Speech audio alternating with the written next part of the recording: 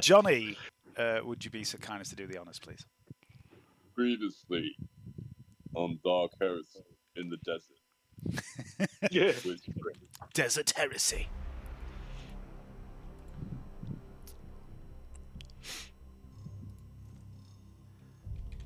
Jeez, I'm Right. Yeah, there was some music playing away in the background there. Ferinus and Silas swapped seats. And then Ferinus and Silas swapped seats back. How do I get out of this chicken shit outfit? Thought the guardsman to himself. He wondered what his brother Titulos was up to, back in the town of trade. He'd been left behind along with Jarek, Vasquez, Light and Eric, and the strange headless servitor that had been following Ted about everywhere since the mansion. Surely they would be alright back there, right? The people of trade had seemed decent enough. Karrel had checked out their church, finding no obvious signs of corruption or shadiness of any kind. The woman, Dusty, had been a little confrontational towards Canni, but that ended as soon as the big guy convinced her he had no interest in whatever side plot the GM was trying to distract the party with now. Come to think of it, there's been a lot of distractions since you arrived on Desilium. The original mission to find and stop Felroth Gelt, well, what exactly have you done towards progressing that? You've killed a demon host, sure. Twice, in fact. Found a couple of black orbs. Found where they were being formed from the strange black material buried beneath the mountain. You've stopped a cult of Nurgle in the depths of the hive. The Blessed Flesh, they were called. They were trying to rise up from the Underhive with a wave of undead corpse minions. You've stolen vehicles and couches. But still, there is no sign of Gelt. Or is there? There has, of course, been a sign of Gelt, but Canni, Karrel, Silus and Slab, out here in the wastes, have no idea what happened last night at Lady Pagny's dinner. Ferinus is sure that Becheng and... what was her name again? Was it... Get a grip, Ferinus. What's wrong with you? Ferinus is sure that the Inquisitor must have had a plan when she gave everyone their tasks before leaving. Canni was to infiltrate the underworld, Siegfried to infiltrate high society, and Gaius was to pose as an arbiter. His dream job, one he has always longed for since long before he had been brought to Desilium. Long before he was stationed in the Dramar district by Inquisitor Lystug, and long before Col Horgarth the Pestilent locked him in a cage for his own amusement. But why had what is her fucking name? The Inquisitor. Why had the Inquisitor given them those tasks? How did those things relate to finding Gelt and putting a stop to whatever his dastardly plans are? No way. Otto thought Gelt was building an army of servitors, but then some might say that Otto is, in some strange, disconnected way, obsessed with the idea of a servitor army. But Otto is gone now, and someone else will have to be laser-focused on the concept of a servitor army. A paranoid man might believe that Otto was killed for something he knew, or some truth that he was close to realizing. But that would be ridiculous, because Otto was killed in combat downhive against an army of the dead. He hadn't been sought out and assassinated. His death was just one of those things, wasn't it? This plan of the Inquisitors, whatever it was, would surely make sense when she returned to Desilium. What is her name? Ferinus snapped his focus back to the present, breaking out of his strange, foggy reverie as the little man Silas pushed past him into the driver's seat, ushering the guardsman back into the turret where he belonged. Ferinus used to work with professionals. The Clove PDF, the 23rd Drusus Dragoons. He even fought alongside legendary Astartes once, although he doesn't like to think about that much because it hurts his head when he does. He remembers very little of that battle, save for the end bit, when the giants in silver armour killed all his mates to do something with some stuff, and he doesn't really remember much about that now he thinks about it. What he does know is that those Astartes he fought alongside killed his people under orders from Inquisitor... What is her fucking name? Get a grip, Ferinus. And he did. He got a grip of the triggers of the autocannon, and he shook off the confusion that had been plaguing him all day, opening fire with the twin-linked weapon on the wagon's roof, shredding vehicles left and right with high-caliber fire. Slab became something of a surprising marksman, picking off bikers and buggy riders with his ripper gun, and Karrel used the pistol he has found, the Ace of Spades, to blow the brains out of an ATV rider, sending the vehicle tumbling away, but not before the passenger hurled an improvised explosive into the Taurox. Karrel turned and punted it out of the back door, narrowly missing the squat form of Ted, who ruined the occupants of a dune buggy with his bolter. On the roof, meanwhile, Canni and Spring were doing something. "Drive faster, Ferinus!" Canni yelled. "You're letting him get away, you muppet!" Canni was still under the belief that the guardsman was at the wheel, but it was Silus who gunned the wagon's engines hard, chasing the converted Cargo 8 that fled from the wagon. And Spring's pistols barked, Canni's shotgun boomed, hurling bikers from their mounts. Spring leapt from the roof of the wagon, nimbly twisting in the air to land astride a bike that had been removed from its rider. Only that isn't quite what happened, and she didn't quite make it, because leaping from a moving vehicle at 80 kilometers per hour is never a good idea. She broke several ribs as she impacted the bike's handlebars and fell to the floor, gasping for breath. Agnetha, meanwhile, was proving to be a remarkably accurate shot, but none of her hits caused the Skevs any harm. Perhaps her las pistol charge packs are out of date and have lost their potency or something. Nonetheless, she fired first out of one door and then another and then over Ted's head. In fact, everyone was shooting over Ted's head. It wasn't exactly much of a challenge. Las rounds and solid shots and Slab's chunky ripper gun rounds whizzed by the little fella. It's a good job he's only 4'5". Karrel glanced back, seeing Spring receding into the distance, sprawled over the handlebars of a motorbike. He saw her clamber to her feet, straddling the bike, trying to turn it and gun the engine. There was an ATV speeding towards her. The passenger had a shotgun, and from the other direction, a man on foot, a survivor of one of the demolished vehicles, was sprinting towards her. He brandished a crude explosive. Karrel levelled the Ace of Spades. It was a 1 in a million shot, firing one-handed from a moving vehicle at a target 120 meters away. The pistol boomed, and the Skev's leg was blown clean off. Karrel saved Spring from... Now, let's be honest, Spring was going to be fine. She's an absolute badass, but it was still an epic moment. With the wagon having caught the big rig, Canni and Slab leapt aboard, clambering up into the open-topped cargo compartment. Karrel leapt after them and missed completely, because it's still a really bad idea to jump from a moving vehicle at 80 kilometers an hour. He slammed into the hard earth, tumbling along in the dust. He was going to be left behind. But not if Spring could help it.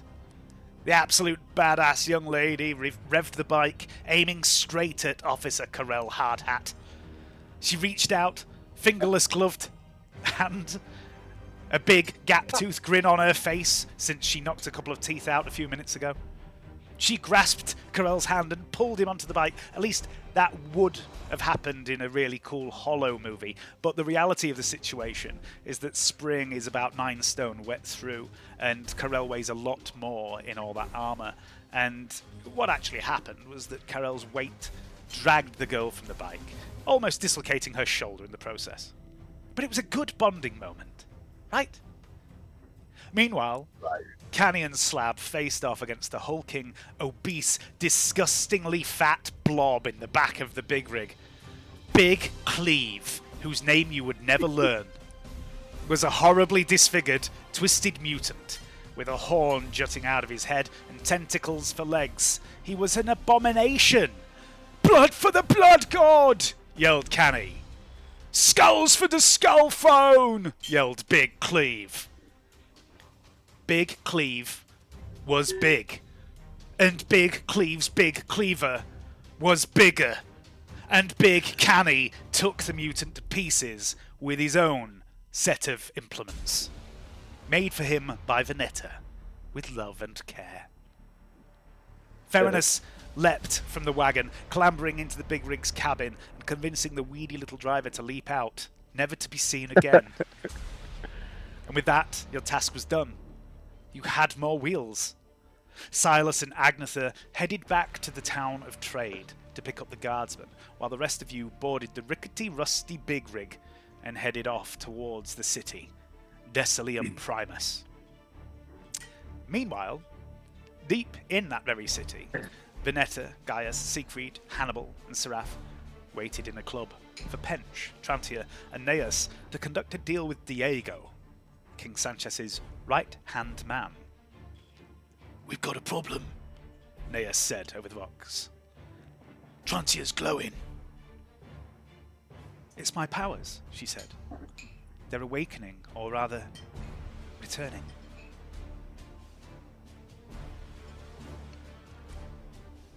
Good stuff. Okay, right.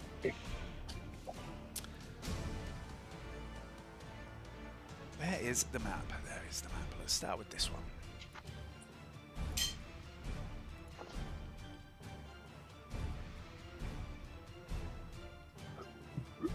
Excuse me.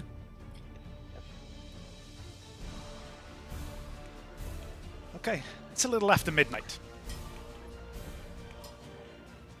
The sky above is cloudless, but the stars are dim.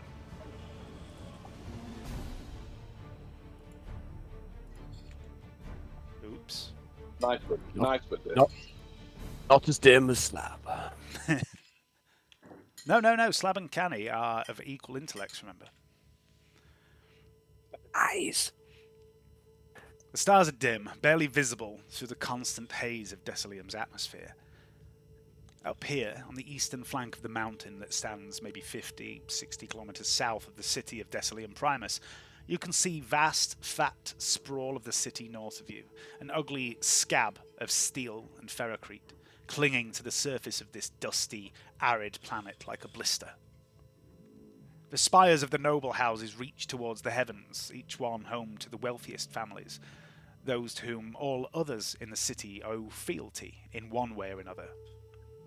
House Gotha, Romana, Kotraman, Eldon, Constant, Lentaria, Grimzalern, and of course House Rosa. It's unclear from here which spire is which. At this distance they all look pretty much alike, save for the fact that some of those grand spires are taller than the others, which traditionally indicates social standing. Each year the heads of the 8 ruling houses who control the consortium petition the planetary governor for permission to build higher. And the governor, Lady Ord Killian, will grant that permission to the house or houses who have pleased her the most over the last year. This is how House Rosa has risen, both figuratively and literally, to become the fastest growing noble house on Desilium. From its humble beginnings as a lesser house who capitalized on the misfortunes of others, House Rosa soared after a series of entirely unrelated production failures in the other major houses. Within a few short decades, Rosa was allowed to join the consortium and has been declared a major house, and its spire now chases the other major house spires, who in turn chase the apex. From the heart of the city thrusts a glittering, needle-like tower unlike any other, formed from shining adamantium, devoid of unsightly branching sub-towers or antennae or even smokestacks. The apex, as the central tower of the city is known, towers high above the other spires. Its tip, some say, breaches the atmosphere. And it's from here that the hereditary ruler of Desilium has, for over 400 years, directed the consortium, the rulers of this world. Each human soul in this city owes its allegiance to one of the Adepta or a noble house, who in turn owe their allegiance to one of the 8 major houses in one way or another. The rulers of those houses in turn owe their allegiance to her, Lady Ord Killian. The city is tantalizingly close, as the shale crow doth fly, but there is no direct route there. For the next few hours, Ferinus guides the ungainly, awkward, bulky big rig down this snaking, winding path through the mountainside, and then it's a treacherous, slow drive through the acid lakes, carefully negotiating one of the strangest of Desilium's features. But then you're home free. A wide, flat plain stands between the lakes and the familiar southeastern gate of Decilium Primus. In the back of the truck, several dirty, damaged cargo crates are revealed to contain hundreds and hundreds of tins of worm paste. Canni and Slab can have a little worm paste party if they choose during this drive. The sun is coming up in the east as you approach the massive southeast vehicle lock of Hive Decilium Primus, and the wind is beginning to pick up too, whipping the fine, razor-sharp sands into small, deadly clouds like swarms of biting insects that chafe at your exposed skin. In the open back of the cargo truck, Slab and Canni are vulnerable to this, although the cargo section's high sides do keep you protected from the worst of it. But from time to time, gusts bring sand over the sides, slowly tearing at your exposed skin. And Canni, you've heard stories of what Decilium sandstorms can do. You do not want to be outside if one strikes. Ferinus brings the truck to halt before the massive outer doors of the city's vehicle lock. Spring pulls up alongside on a motorbike with Karrel riding pillion. There's a few moments pause before the massive outer doors clunk and ponderously slide open, splitting in half and retracting into the walls of the city.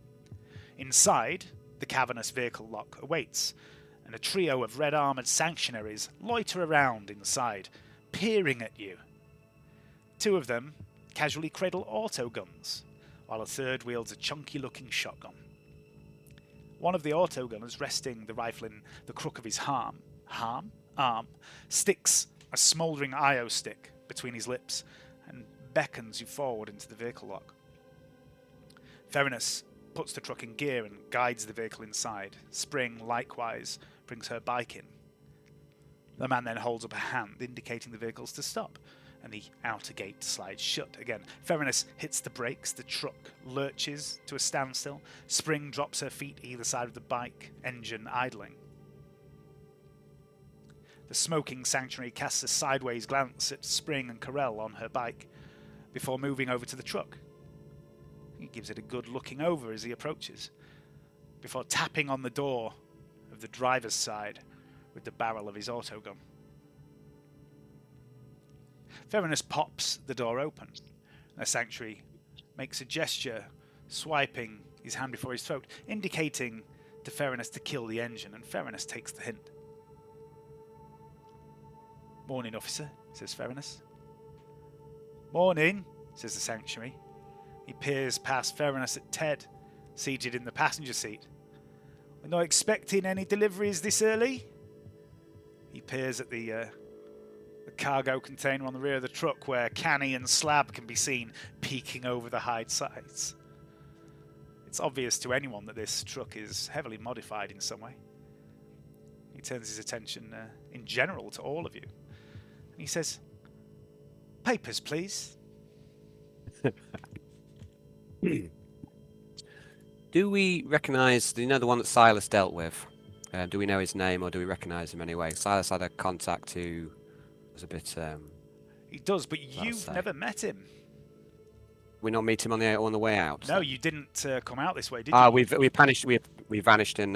So has any one of us ever gone out with Silus? Nope. Okay. But Hayden, if you'd like to be Ferinus at this point in time, please do. Yeah, okay. Ferinus will produce his... He'll just go, "Oh, fuck it, and then hide in the hair, I don't know whatever's going on, and I know this will be fucking useful, whoever the fucking name is." And he'll produce his inquisitorial badge and go, "One important mission, sir." Oh, so the this would be the badge that at the time seemed like a ridiculous idea, but the holographic inquisitorial rosette in his kneecap. Yeah. Which at the time seemed ridiculous, but now it's actually come in handy. Okay. Oh, come in, leggy. Yeah. I would like you. I think you've got access to Ferinus's sheet still. Okay, let me just get onto Ferinus's page. So I'm not even in your game. I was in my old game, just listening to old music off it because it's game music. Where Happened to that game. I will revitalize that game. I will. Yeah, whatevs. I promise you. Promise. Promise is a promise. Okay. So I promise I will. do whatever you want here. You should be able to see. Yeah, you can still see Ferinus's sheet. You can. It's not in the game yet. I'm just loading when he it does. up. I'm just loading it up. But when you're in, it's up to you how you want to play this. You can use command, or you could use intimidate, depending on how you are presenting Ferinus. And you will get a modifier for each, but I'm not going to tell you what your modifier is until you pick the skill. I'll role play whichever way I think's fitting, without you saying anything, Dave, please. I'll just say it like that because that's how I always think it should happen. So don't tell me anything. Just let me role play the thing out, and then you'll feel like you can put into that category yourself, can't you? Sure. Just tell me whether I'm good or not. Fairness loading up, and I'll have a quick look at what I can use here. I'll use Intimidate and use my Guardsman, sort of like brutish, but with the refined ear of court I've heard with the Inquisitor. So let's go for it. So enter. I'm going to give you a +20 for this as well. I've done it on a 10. Okay.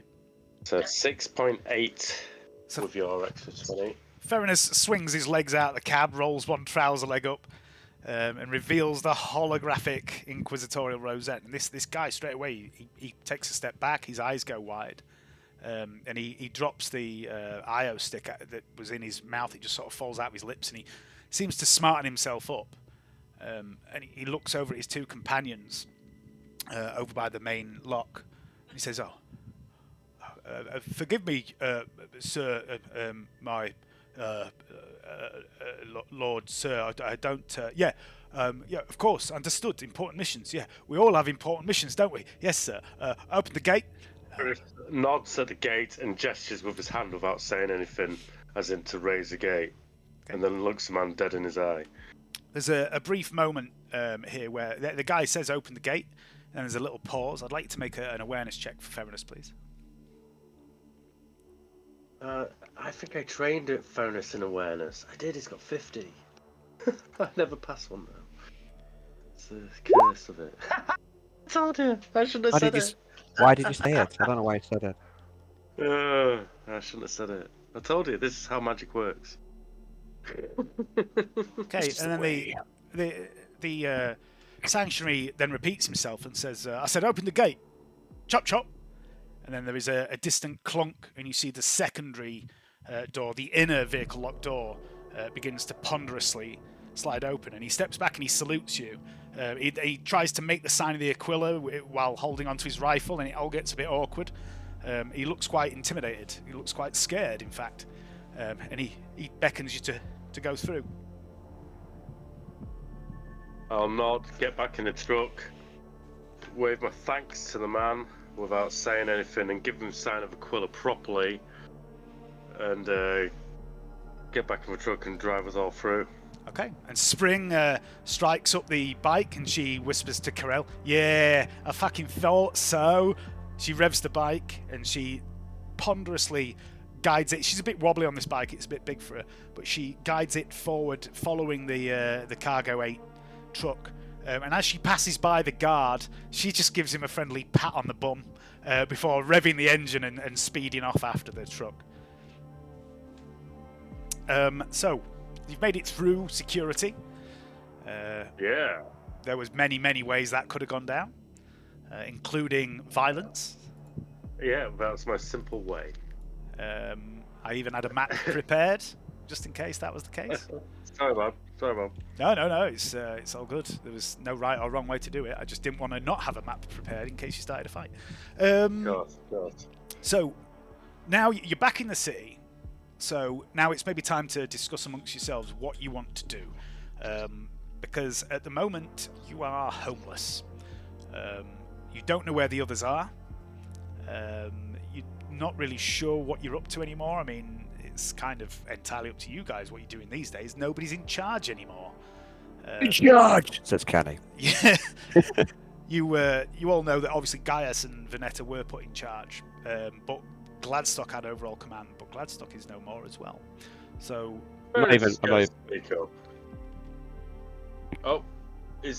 no, you're more of a main character than me, so if you're going to go, that's fine. I'm just secondary. I'm just saying that Canni does shout that he's in charge. So. Yeah, I mean, Canni might be the more senior agent, but in terms of players, you feel free to have input and discuss what you do next. Don't feel like, because Silus isn't there, you don't get a say. No, I don't feel like that, but I don't want to detract from everybody's mate. If you know what I'm saying. You're not distracting at all, mate. But either way, Paradis shouts out, and he says, "I've got an idea. Let's do a bounty on people." What? We all seem to be good at this, and I don't know what the fuck we're doing at the moment, but we need a base. So what we do is we hit a gang with a base and take their base. So we do the city a favour, claim out a bounty, and occupy their territory. Anybody disagree and anybody agree? I disagree! I'm in charge, we're doing it my way! How do we do it your way then, Canni, sir? Yeah, we've already got a base. We go back to my base. We have to find Vernetta. Alright then, if you got a base, you got a base. Yeah, well, it's more like King Sanchez's base, but you know, he won't mind if we could sell him this paste as well, make a few creds. But on the other hand, Canni, sir. I don't have in charge, fair enough. Fair enough. Like, closes his eyes as a spittle brushes across his face and it comes out of Canni's mouth as he shouts. And he looks at Canni, a bit deadpanned, and nods and go, "Well, fuck it, if you insist, sir." No! Does anyone else disagree? And he looks around. He's clearly very stressed. Spring is most assuredly not disagreeing with Canni. In fact, she wholeheartedly gives the impression that she also thinks Canni should be in charge. Paradis doesn't think he should be in charge, he was just giving tactical advice. Canni looks around looking for anyone who'll challenge him. If only Karrel, it's decided! If only Karrel had a voice. I'm not sure. I think Karrel might be away from keyboards. So. Yeah, hang on a second. Oh. Cheers for the nip on display, Dave. That's made my night. Yeah, you're welcome.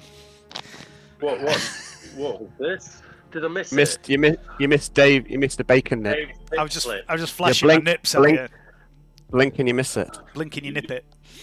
Well, maybe I was better for it. Ah, there's Johnny. Johnny's back. Up, Johnny. Up a robot, Johnny. Robot. Robot. Robot. Link. Robot. Go. The rest. Who do we need to link up with? Karrel. Yeah. Right, Karrel. That's exactly what we're gonna do. I thought it was the other arbiter that was the robot. Yeah, we're just gonna lay low. King Sanchez, he'll look after us. He's a good lad, and we can sell this paste at the same time. Find out what's happened to Vernetta. Okay. Decided. Get a move on. What's the how far away in the hive, like in between where we're at and where we need to go? I shall show you.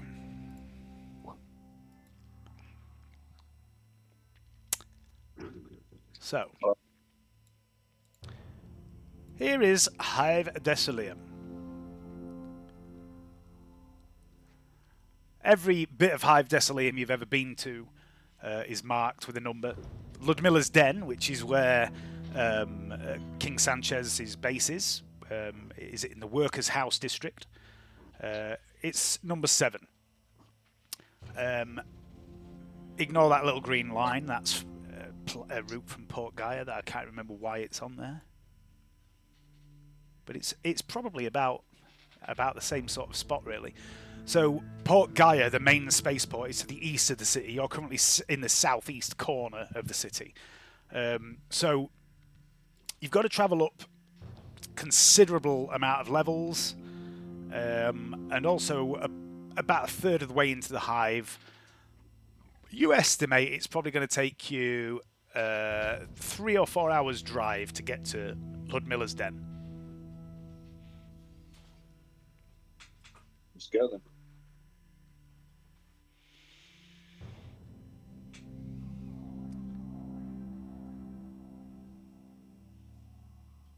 Hello?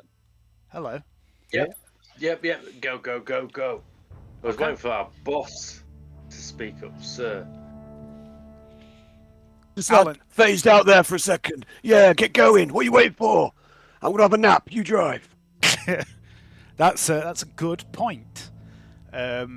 Most of you at this point have been up for about 24 hours. Sleeping in the big rig out in the wastes is literally impossible. But it's probably more reasonable to try and sleep in the vehicle as it's heading through the city. For the most part, there are serviceable roads, not right into the heart of the workers' district, not right up to the door of Ludmilla's den, but certainly to the edge of the district. There's a decent set of roads. So if you want, Slab, Canni, and Ted can sleep while Theranos drives. Theranos, you will need to make a toughness test to avoid fatigue.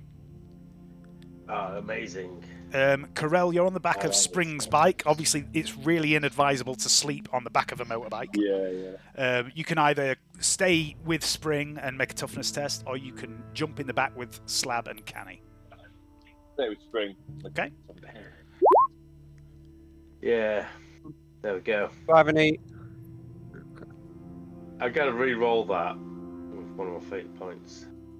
5 anything to keep him awake. Let's have a little look. I'm just having a little look at the old Oh, pharmacy. I don't know. What about Might you, as well. Slab? Are you napping in the back of the big rig, or are you staying awake? I'll never know. Okay.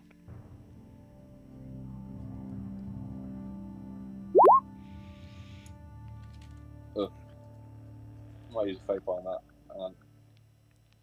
Yeah, I'll use a fake on that. So It'll be out. You should have, because it's a brand new session. Hey, yeah, I will. I'm sure he does have some. Okay, so Theranos, you don't need to make a roll for the driving or anything. It's not particularly taxing drive this time in the morning. There is a bit of traffic. It keeps your speed down. It doesn't make the drive particularly hazardous. But you are fatigued when you eventually reach the workers' district. There you go. Karrel is That's fine. not No. fatigued. Oh. I'm tired. Canni, you're having a nap. Or are you Some. seeing if you've got something that avoids napping? I'm just seeing if I'm checking the old pharmacy. Yeah, I I had don't some know wide what you've awake, but I don't think I do. Yeah. I've got kick. I'm not sure what kick does. got. Kick is a fatigue dodger, but let me just check. It might be a short-term one. Some of them are like... I've got stim.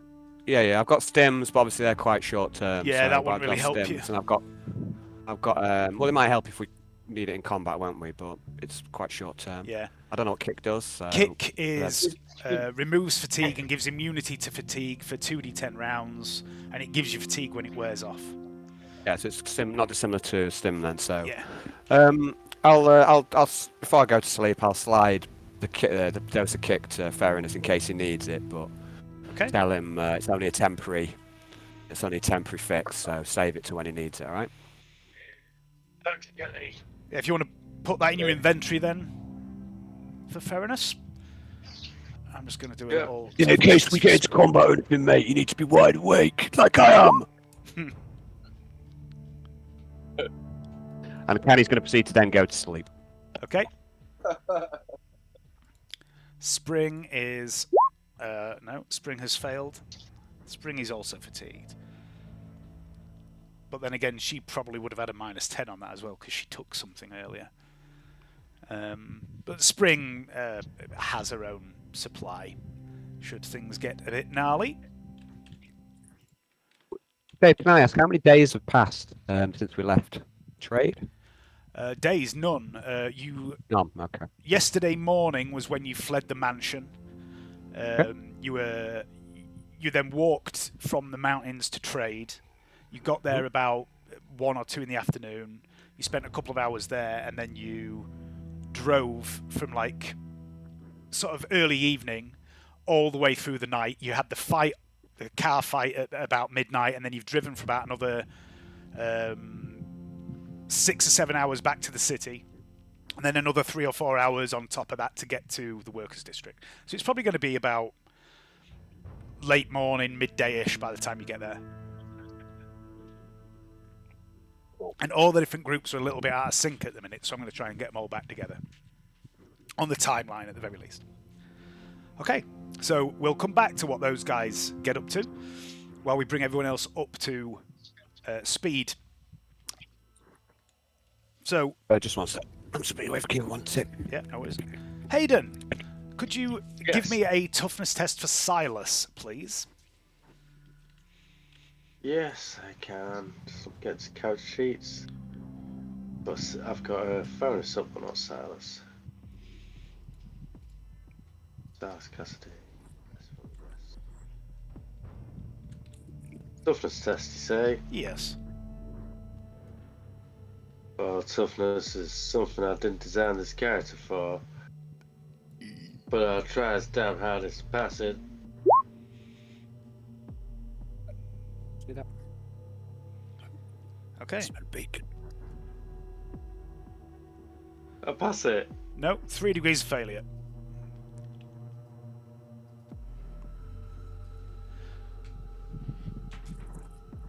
Alright, so... Meanwhile, while the rest of the party have spent from midnight till the early hours of the morning driving to the city, Silas and Agnetha have been heading back to the town of Trade in the wagon. And it takes them a good few hours to return back across the mountain trail. And by the time the wagon is back in the rough, dark terrain of the foothills, the sun is beginning to come up in the east. Silas has also been awake 24 hours now, and he is starting to get tired. It is trickier driving out here than it would be through the city. You know, you've probably spent about 14 or 15 hours driving today in total. So now you need to make a decision, Silas. Would you like to continue driving on, pushing through your fatigue back to the town of Trade, or would you like to park and camp for the night somewhere out of the way? Because I'm in a little box. Say again, sorry, you broke up there. Why not? I say I'd like to park and camp. Okie dokie. I say again. Okay, Agnetha thinks it's a good idea as well. She's tired. She's just seen combat for the first time in her life, probably. She's a little bit shaken by it. And eventually, probably about 3 or 4 in the morning, as you get back down the mountain, back into safer terrain, and you know there's a few alcoves and little cubbies you can hide at the base of the mountain, you park the truck out the way in one of them, where it's less likely to be encountered by any other travellers during the night. And you batten down the hatches. You're fairly safe in the wagon anyway. You clamber into your hammock, and you drift off to sleep. These last few days have been interesting, Silas. From a chance encounter with these people you have become ensnared with in whatever they're up to. You've been in shootouts and car chases. You've met the mysterious Agnetha, who claims to be guided by the God Emperor himself. And you met Mr. Gladstock, who commanded you to scavenge for him. But now, according to Canni and the others, Mr. Gladstock is dead. So, what is to become of Silas Cassidy, the pest from the west? He's promised to pick up these soldiers and take them back to the city. And I'm assuming you're still going to stick to that plan. But what about after Yeah. that, Silas? Will you return with the soldiers to that strange house, hidden in that stranger carnival? Will you help them with whatever you're doing? Will you see where that path takes you? Or will you return to your solitary life out in the wastes, scavenging for ancient tech and relics? Or what if Silas puts his faith in the God Emperor and this strange woman who has come into his life? What if he, Silas Cassidy, puts his faith in his plan? These thoughts tumble through your head, Silas, as you drift off to sleep, curled up in the corner of the wagon on an improvised bed of blankets and coats and sacks. Agnetha too drifts off, and beneath her lids her eyes dart back and forth rapidly as she begins to dream. And that's something for you to think about probably before next session, Hayden. What Silas is going to do when he returns these guardsmen to the city.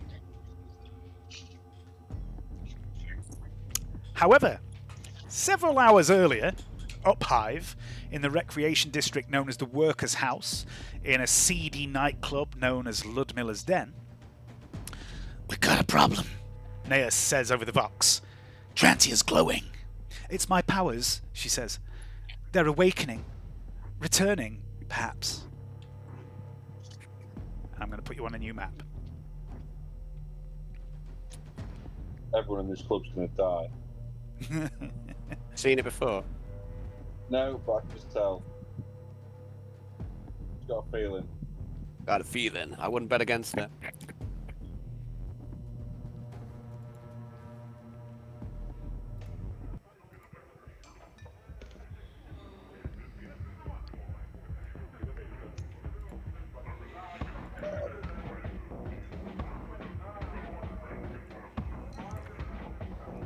Well, Trantia's not in the club with you at the minute. If you remember, what happened was you came here and made the deal with King Sanchez, who sent his right-hand man off to meet with Pench, Trantia and Neas, who actually have the stash of weapons somewhere outside the club, a couple of blocks away. So that's where we'll pick up.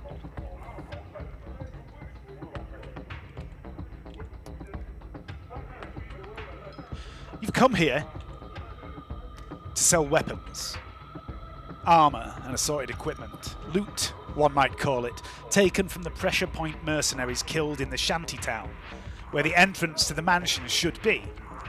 You went down there after the other entrance, the one you have begun to refer to as Narnia, the one hidden in Siegfried's wardrobe, had failed to open. But the carnival entrance too refused to open. The mansion, according to Trantia, is a construct made from a substance known as Wraithbone, attuned to its creator and willed into being by their psyche, and you cannot enter it. It was there last night when you left to go to dinner with Lady Pagny, and last night was an interesting evening too. Lord Eldon turned up uninvited, Lady Pagny's father, in the company of Lord Editon Rosa, of all people, the young heir to House Rosa. And they spoke of a deal that would benefit both houses. Before Lord Rosa invited Siegfried to visit one of his factoria. Siegfried has tried to get permission to do so before and been denied. And then the chef came out to wish Lady Pagny happy birthday, and he was wearing a familiar-looking cranial implant, and then he spoke in a voice that was not his own, claiming to be Felroth Gelt, of all people, speaking through a proxy, inviting you to join him, to join forces with him. And he kind of gave you an ultimatum of sorts, that, you know, you had a month to get off world, or you would die along with everyone else on this world. And That's fucking joke for off Gel. That'd be the ultimate twist in the terror. absolutely can. And then he left a little leaving gift before he parted ways, a hollow wafer containing data, presumably. He passed this to Vernetta and said it was a token, a gesture of trust and friendship. He also said that if you didn't want to join him, he was willing to help you get off-world, and then, you know, that would be, your paths would diverge there. He didn't want to see good inquisitorial assets go to waste and die here on this planet. He seems quite convinced that everyone on this planet is going to die. And then after that dinner party, Siegfried and Trantia spent the night together, Hannibal and Seraph did as well. Lady Pagny took Gaius out for a road test. Oh, what a night. I don't think that's amazing. Yeah. Something else happened that night. Quality control. Well, yeah, you know, she likes to be able to put a personal guarantee on all of her appliances. Something else happened that night. Seraph, Trantia and Pench all claimed to have felt it, a weight that had been lifted from them, a presence that they had barely been aware of was gone. It was the presence of her, they said. Some called her Antonia Machenko, others called her Inquisitor Mesmeron. Some call her friend, some call her lover, some call her ally, and some name her as enemy. To you, she is, was mistress, your commanding officer here on this world. But she is not here. 2 months ago, bound for Scintilla, she left to confront the man she believes has been altering her mind and her memories, the man she believes sent Speyer after her, the man she thinks somehow tricked her into coming to this world in the first place. Desilium, a place she has not visited for over 10 years. Some do call her Keith, actually. That's a good point, yeah. Some call her Maurice as well. This morning... We'll call her Space Cowboy. This morning, Pench, Trantia and Seraph all claimed the same thing, that they could no longer feel her in their minds. Seraph, a woman who runs hot on emotion, a woman who thrives on carnage and the spilling of blood, was elated by the idea that Ding Dong the bitch was dead. Dr. Pench, his stutter seemingly gone, his hands steady, seemed calm and collected, in control for the first time since you met him. It was only Trantia, really, that seemed concerned, and it was her that said it first. Mesmeron is dead. It was the only explanation for the mansion's collapsed doorways. She felt as though an invisible yoke around her neck had been removed, she said. And so, unable to return to the mansion through the Narnia cupboard, you travelled down Hive, slaughtered some hive dregs, got jumped by Pressure Point, a fight in which Trantia nearly died, again, and Pench suddenly learned how to fight. And now, here you are, in Ludmilla's den, attempting to sell the weapons looted from the mercenaries to King Sanchez, a gang lord for whom Canni has been working for several months. He offered you a good price, several thousand thrones. And he sent his right-hand man, Diego, to go to meet Dr. Pench, Trantia and Neas, who are waiting a few blocks away with the goods. "Kick back and unwind," said the king. "Enjoy my hospitality, drinks, food, chems, girls, boys, whatever it is you like. It is on the house." So you returned to your booth, Vernetta patching into the Cyberhound in King Sanchez's booth, and also into a roving servo skull so she could keep an eye on things. Because there's something off about Diego, something Vernetta doesn't like. She doesn't trust him. A tray of drinks were brought over, a large platter of some decent quality food. Seraph sourced a little bag with a couple of dozen small blue pills in it. And that's when you heard it. "We've got a problem. Trantia's glowing." "It's my powers," Trantia says over the box. "They're awakening. Returning." Over to you guys.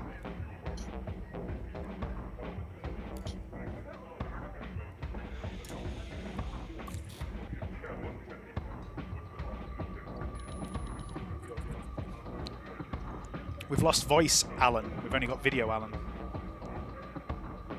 And I can't hear you at all, Alan. You're muted. You need a glass of water. You what, sorry? You need a glass of water, Trantia. Trantia's not here. Trantia's out in the hive somewhere making this deal. Give her a glass of water. There's no glasses out where she is. She says... Sorry, I just dropped out for a few minutes there, so I'm still at that. She replies to you, Gaius. She says, I'm fine, Gaius, thank you for your concern, but as Neas points out, I do think my powers are beginning to return. This is probably the worst time for this to happen as well. Not time of the month. No, it's not. It's not that, Gaius. I think it might have something to do with what we believe may have happened.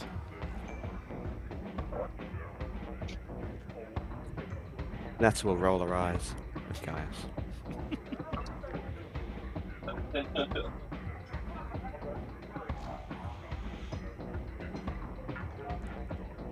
So yeah, sorry, I missed. I dropped out of the Discord for a sec there. What did you miss? I Where missed did you get to? I said, well, basically, it's just what was interchanged between Trantia and Gaius. So a lot of comments. What's in that? So basically, powers are reactivated. But they're not under attack from Diego and his goons or anything like that yet. Or No. They're waiting for Diego to arrive. And we gave Nias a warning to, you know what I mean, that we didn't trust them and to, Yep. to check it out. So okay. Yeah, Vernetta I just got seem a to remember dodgy I'd done a bit of feeling. hacking. Yeah. I Yes. seem to remember I did a bit of hacking. So what do I have access to, if you remind me, please? You have access to. There is a servo skull that's roving around the club somewhere. It is actually on the map somewhere as well. It's up near the stage. Look, it's up here.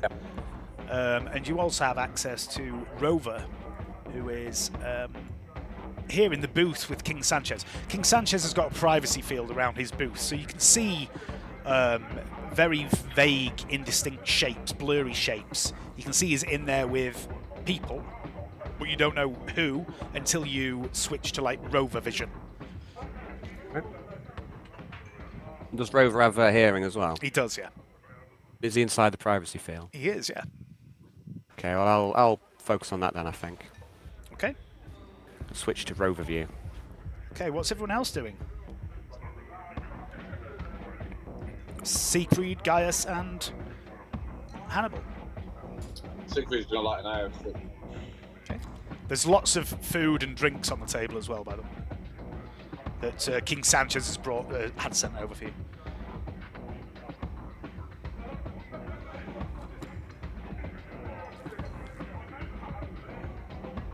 Gaius and Hannibal.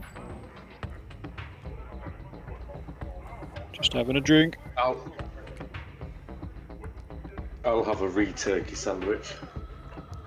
How did you know there was re-turkey there? I can smell it. Okay, so everyone's just enjoying the snacks and the free drinks. Vernetta.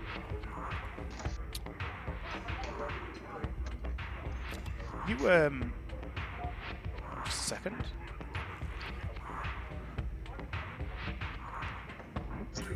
You're listening in and watching what's going on in this booth. And there's a woman here who's come in to see King Sanchez. There's two men with her. This woman's very tall. She has dark skin and short, very tightly braided hair that has been dyed pink. She's very heavy set, very muscular. She's wearing a tank top which reveals her muscular biceps.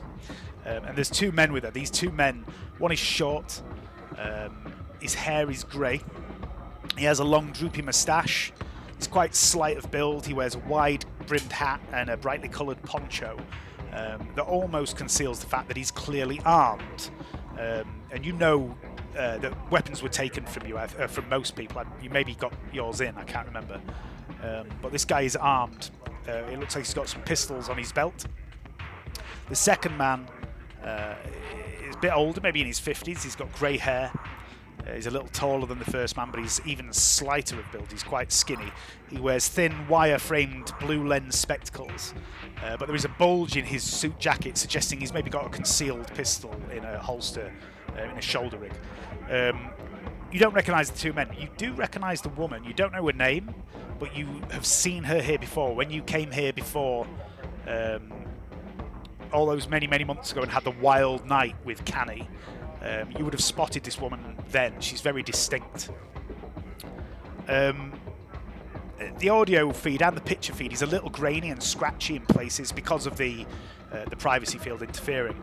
But despite this, you do hear the king ask after Canni. And this woman says she hasn't seen him. She hasn't seen him in 3 days. And then King Sanchez says, Consuela, I need Canni for this job. You find him for me. I am told he frequents the Carnival of Catastrophe. You go there. If he is not there, you ask around. He is known to the filth that dwell there. Speedy and Patches will go with you, and he indicates the two men. And says, and take Santiago too. And Consuela says, hey boss, Santiago's busy, and there's an awkward pause. No one in the booth says anything for a few moments, and King Sanchez just stares at this woman, Consuela. And after a while, she breaks eye contact and says, See, I'll get him to come. Good, says the king. Now go. And he dismisses the trio with a wave of their hand, and they leave. You watch them through the dog's eyes, and then you switch between your dog's vision and your own vision. You see them trailing off out of the club. Also through the dog's vision, you see the king lean back in his seat, take a big drag on his cigar, sip from an amasec. And he's alone at the moment in the booth with Rover. And just as you're about to lose interest, you hear him speak again. He says, who is the big guy? He pauses for a few moments, then says, the woman is of good breeding. Run her face. The other one is an off-worlder. Have Val take a look at him. He sips his drink again, leans further back in the seat, and says, no. Play nice. Play along. Remember our goal. Let us see where this leads.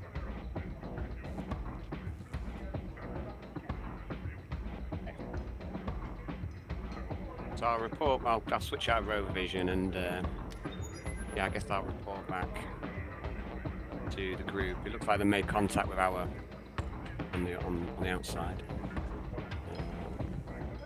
Yeah. But so far I can't tell what they're up to. I've got a bad feeling. I'll let them know. Okay. I always trust my mechanical gut in these scenarios. So. It's a very high quality like, mechanical gun. I'd also, if I may, Dave, I'd also like to try and hack into the speakers if we're playing the pound. Sure.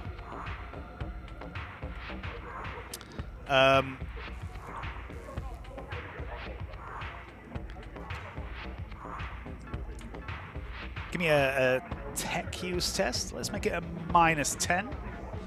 I'll back in a sec.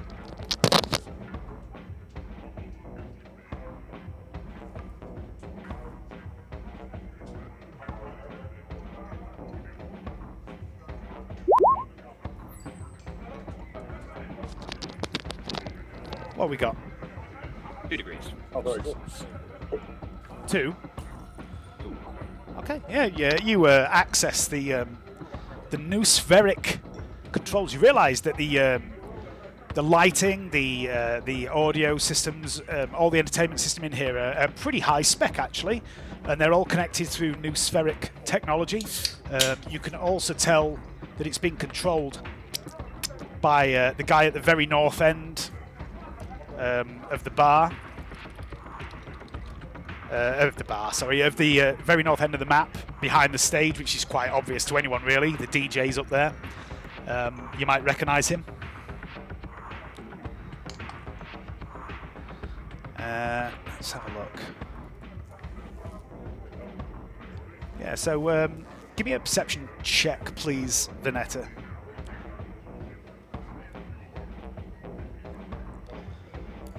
Can I use awareness, or does it have to be a perception? Yeah, awareness is fine, yeah.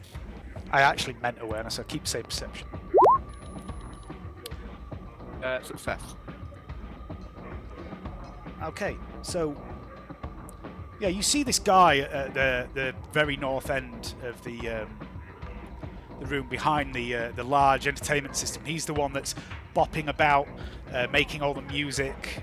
You can connect to all his equipment. You notice he's got like what look like big bulky headphones that are cybernetically enhanced ears, basically built into his head. They're not detachable. It looks like they're a part of him. Kind of an olive-skinned guy with a bit of a goatee. You also recognise this chap. You've seen him here before. You've got a feeling this guy knows Canni as well. You think you've seen him in Canni's company. But you now have access to the sound system. So I'm not wanting to do anything at this stage. I just want to keep access for Okay. future if it becomes a bloodbath, as we seem to think it may do. All right.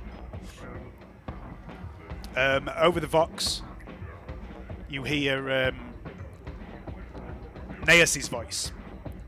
He says, "Contact. They're here." And then Trantia pipes up and says, "I knew before you did." And then Gaius pipes up again and says, "I really don't like this. If the witch can't control herself." Trantia says, "Call me a witch once more and I'll show you control.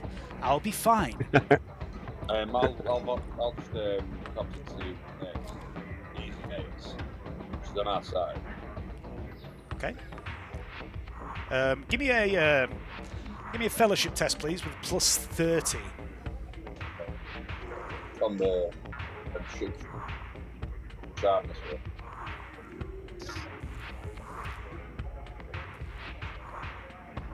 Plus 30. Yeah. Because Gaius is kind of your bitch, so you get a big modifier from him. He's here to protect you, isn't he? So he's likely to listen to you.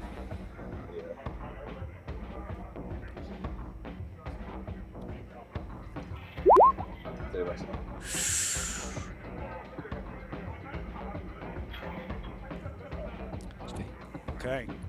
I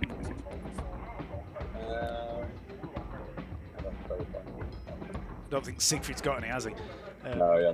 Yeah, so Trantia says, "Call me a witch once more and I'll show you control." And then with that, you pipe up telling Gaius to calm down. Trantia says, "I'll be fine. I just need a moment to focus myself." And then you hear Pench say, "We don't have a minute. They're here." And then you hear Gaius go, "Fuck. Call you back." And he severs the link. I'll go back to dog vision, please. Okay. Damn. Seraph at this point stands up, and you see her reach into her ear. She does something. You think she might be turning her comms off. And she goes, "Right, yeah, great, whatever." And she chucks a couple of these blue pills she's got. She's left a bag of pills on the table. She's got a couple in her hand. She throws them into her mouth, washes them down with the Amasec, and says, "I'm off to the little girl's room." And she strides off. What's anyone else doing at this point? I'm going to take a couple of them tablets. Okay. Reach over. Just two? Just two, yeah. Okay. Hannibal, you doing anything? No, just watching people, seeing what they're all up to. Make an awareness test. Gaius, what are you up to?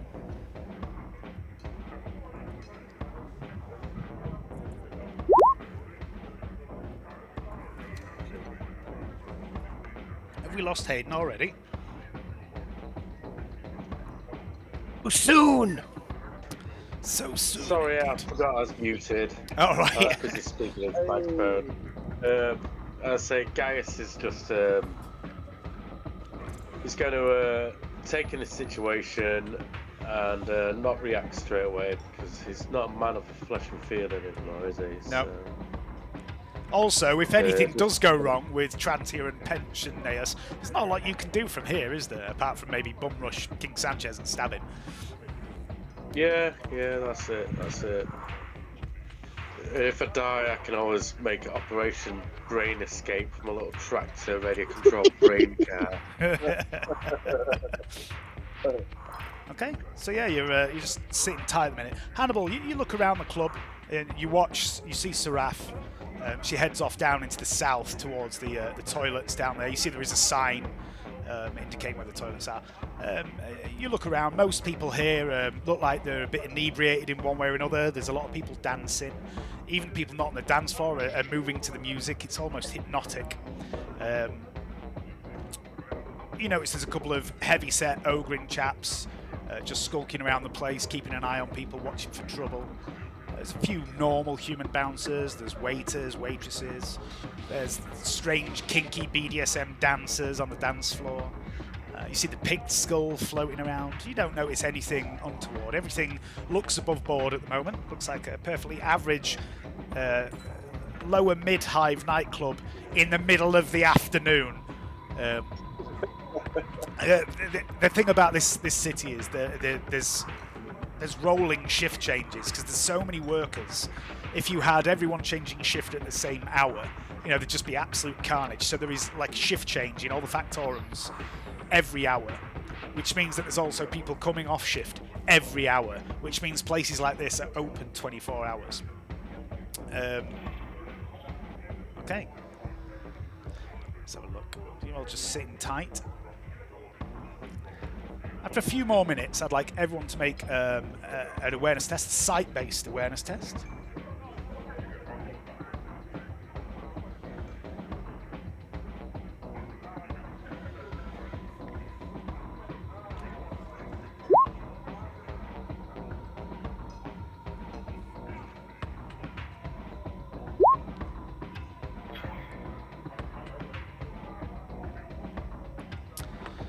Did you not get some new eyes, Vernetta? Or am I thinking of something else? Yeah. No, I did. I've got basically. I mean, my awareness would normally be 16, but it's now up to 36 because of the upgrades. So.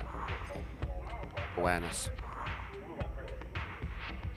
I think it costs 200 or 300 for a tech. I think it's 300 for tech priest. Yeah. Something ridiculous. Oof. Okay. The rest of you, you're all keeping your eye out on this place, looking around. Vernetta, you maybe don't notice much because you're watching through the eyes of the rover. And after a few minutes, these two quite buxom young ladies. I'll just move these guys off the map. They've gone.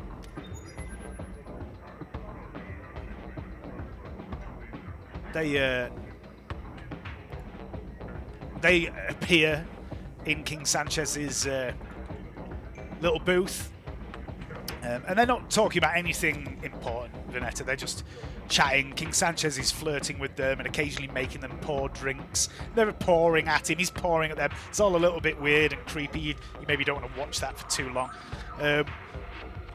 But as all that's going on, Gaius. Yes. You almost miss her as she weaves her way back through the crowd like a cat with a look of hunger on her face. Her pupils are massive. She heads towards the dance floor. Gone is the half mask, but there's no sign of the brand that usually adorns her face. The armoured body glove is gone too. She's acquired a skin-tight, shiny black dress from somewhere. The moment her feet touch the illuminated raised platform, she's moving to the music, swaying and riding to the beat. And within moments, she has ingratiated herself with a trio of gaudily dressed young mid-hivers, 2 men and a woman. They welcome her into the little group with smiles, suggestive looks. She hands each of them something. And you see it quite easily with your keen vision, a small blue pill, which they pop into their mouths greedily, and they dance. And they dance and dance and dance and dance, losing themselves in the moment and in each other's company. And I'm not saying you're a prude, Gaius, but the suggestive nature of the dancing makes you blush somewhat. I should melting them all now.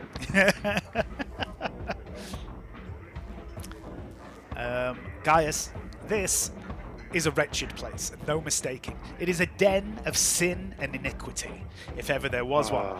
The open use of narcotics, the vulgar displays on the dance floor, and the stage where the almost naked performers openly abuse one another. This is no place for you, Gaius. This is no place for anyone. I feel really uncomfortable right now.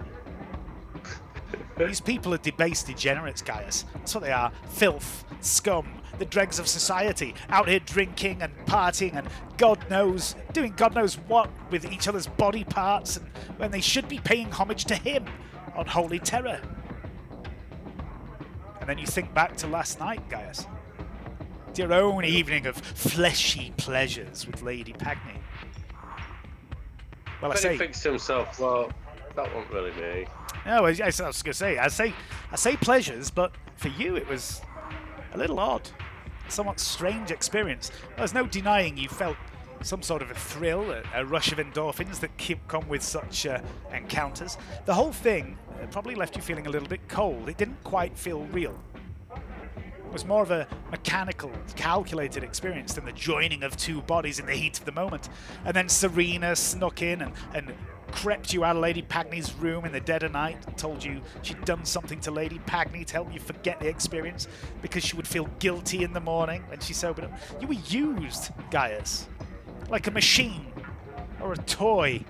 And now, Gaius. That's alright. That's alright. I'm fine with that. And now, Gaius, you're here in this pit of sin and debauchery, dealing with this man that you know to be a criminal, this King Sanchez. You've even worked for him before, haven't you? Helping Canni ingratiate himself into the underworld by dealing with a little problem for the king, bumping off a man that was trying to blackmail him. You're not helping everybody's survival rate of getting out of here. The thing is, though, Gaius, you didn't bump off that man, did you? That the King Sanchez sent you to kill.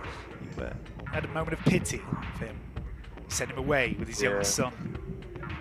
I did. But still, you helped this King Sanchez, this criminal, this gang lord, and now you're selling weapons to him, Gaius. You're selling weapons to a lord of the criminal underworld, Gaius. Gaius the Pious. Don't make me laugh. This is Pench, a voice in your ear.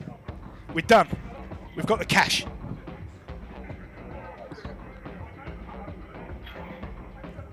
Siegfried. Oh, well, good job, Pench. Good job. Siegfried. Yeah. You come up. Suddenly the colours seem brighter. The volume of the music, which is far too loud. Do they have to play it that loud? You begin to feel it, Siegfried. You begin to feel it in your bones, in your old, weary bones. Hey, he's not that old. You find yourself twitching, dancing a little bit to the music. You can't help yourself. What's this, you think? It's got a good beat. The dance floor is there, Siegfried. He's gonna go. He's gonna go and come. Lord Siegfried von Morton, 57-year-old, steps slowly out of his booth. He creaks a little as he straightens upright, and his eyes get bigger. And he strides over to join Seraph and about 24 other strangers on the raised podium of the dance floor. I'd like to make a willpower test, please, Siegfried. It's gonna be a damn moment. Do the robot. Willpower. Yeah. Plus 10. Okay, cool.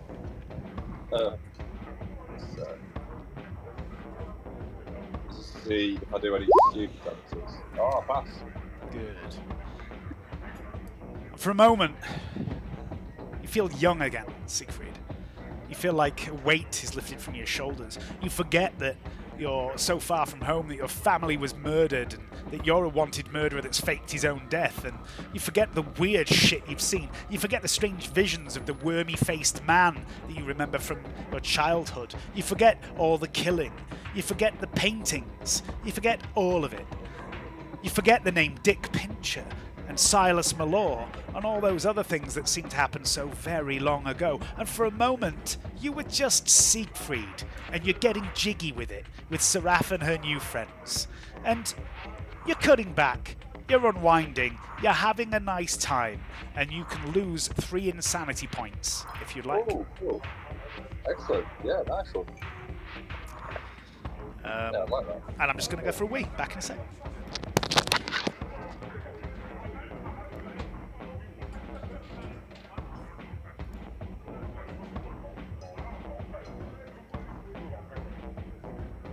Well, because I was what, 20, I was down to 23.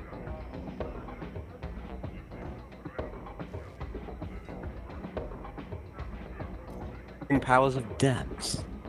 Yeah, man. It started feeling powers there.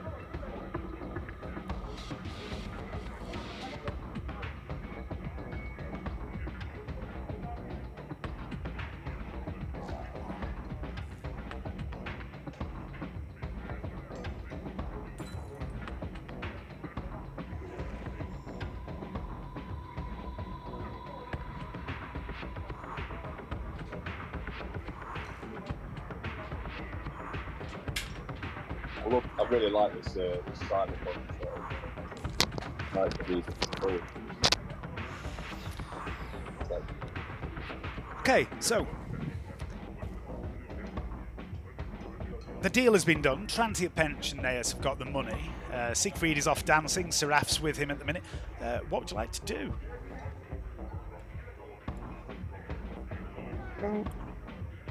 I'd like to slip out of dog cam and see if I can go up and speak to the DJ.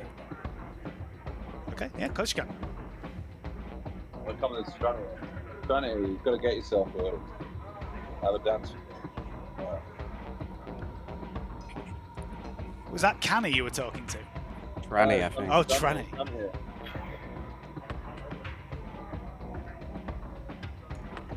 Trantia says, don't call it Tranny, bloody hell. Says, she says, hang on. Oh. She says, what was that? You're breaking up. There's a lot of interference. And there is likewise a lot of interference coming back from her as well. Just get yourself here.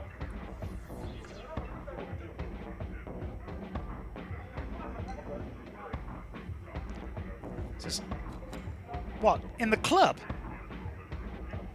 Yeah. All right. I mean, we're not particularly dressed for it, and you do know Trantia's absolutely covered in her own blood from where she was shot, and Neas is wearing heavy carapace armor. No one will care. Siegfried doesn't. At least it's around.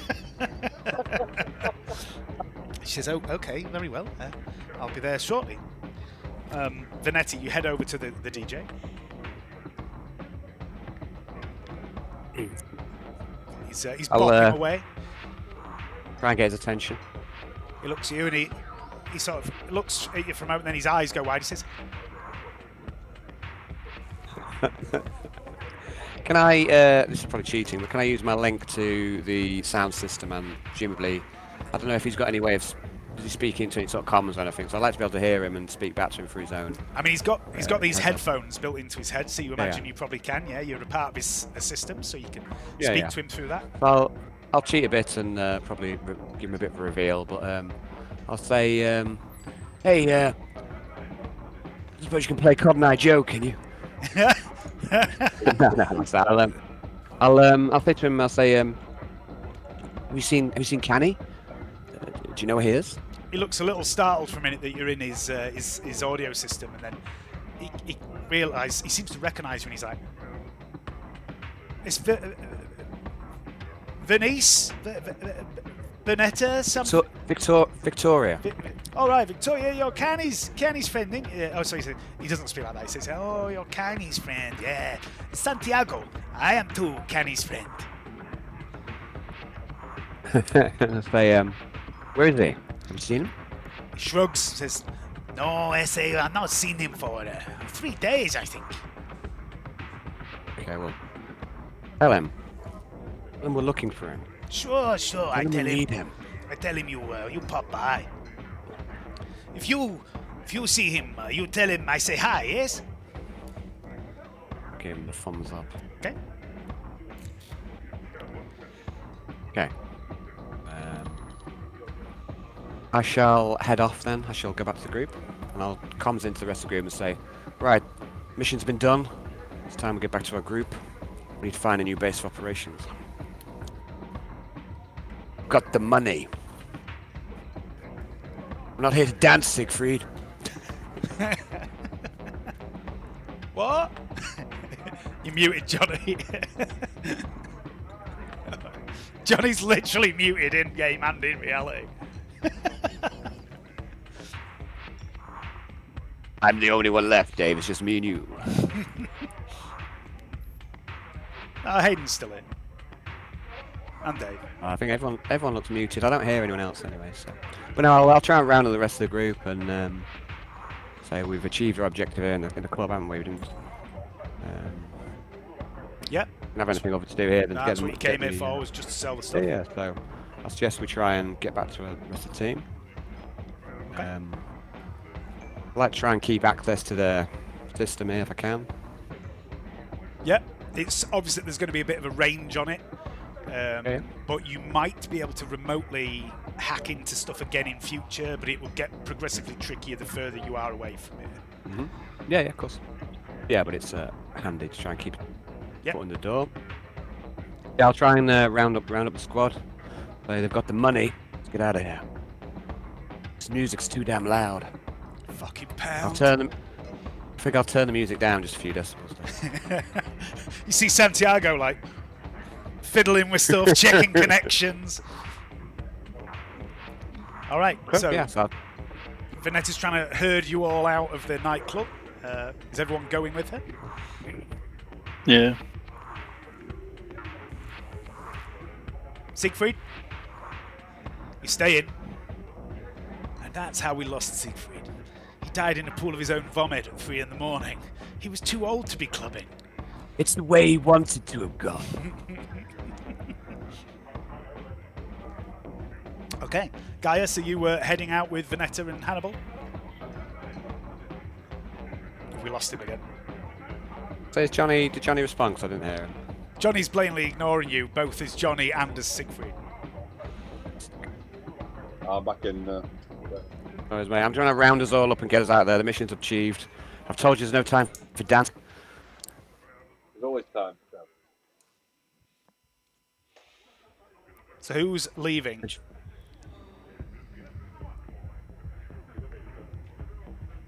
Money, we made the trade. Are you definitely staying, Siegfried? Are you splitting the party? Nah, well, We must never, Siegfried, we must never split the party. It's bad. It's bad. Okay. Knows that. They teach you that in Inquisitor school, don't they? never went. Okay, as you're trying to round everyone up, you realise that Seraph has no interest in leaving. You don't know where she's got this dress from. You don't know how she's managed to hide the brand on her face. She looks completely unarmed. She's wearing this little slinky black dress. She's having a great time. You get the impression she's not interested in coming with you. Or she can catch up. I'll tell her that we're going, and I'll tell her we've got her salary. Tell her sure you can catch up with us in your own time. Okay. We have any ideas where we're gonna find a new base operations, aren't we, guys? So yeah, I guess that's. She just looks at you, Vernetta. She gives you a wink and she goes, Alright, no worries. I'll call her later. okay. I'll blush a little there. All right, as you're leaving and you're heading past the bar on your way out to get your weapons and what have you, there is two men stood next to each other, and you first saw these guys emerging from King Sanchez's booth when you first arrived. One of them is bare-chested. He has a lot of tattoos, and both of his arms are quite elegant, engraved augmetics. And he reaches out and he grabs you gently by the wrist, Hannibal.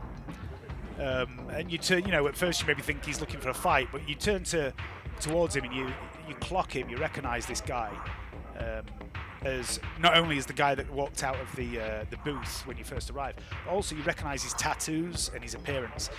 He's a member of the Golden Dawn gang, who you were introduced to a few days ago, but it seems like many months ago now. And he says to you, "Hey, I thought that was you. I seen you fight last week. You entering Bloodspire Crucible?" No idea. What's that? Oh, a big arena tournament held once a year. Teams from around the hive compete for ultimate prize as place in the Apex Guard. Ooh.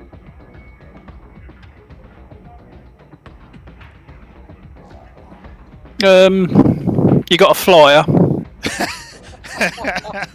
No, but I am not putting it on. I was just curious if you were to fight. I see you before our boss, and I see you in the arena. I thought maybe you would be there. You look of the right caliber for it. But if you wish to join, first you must find a sponsor.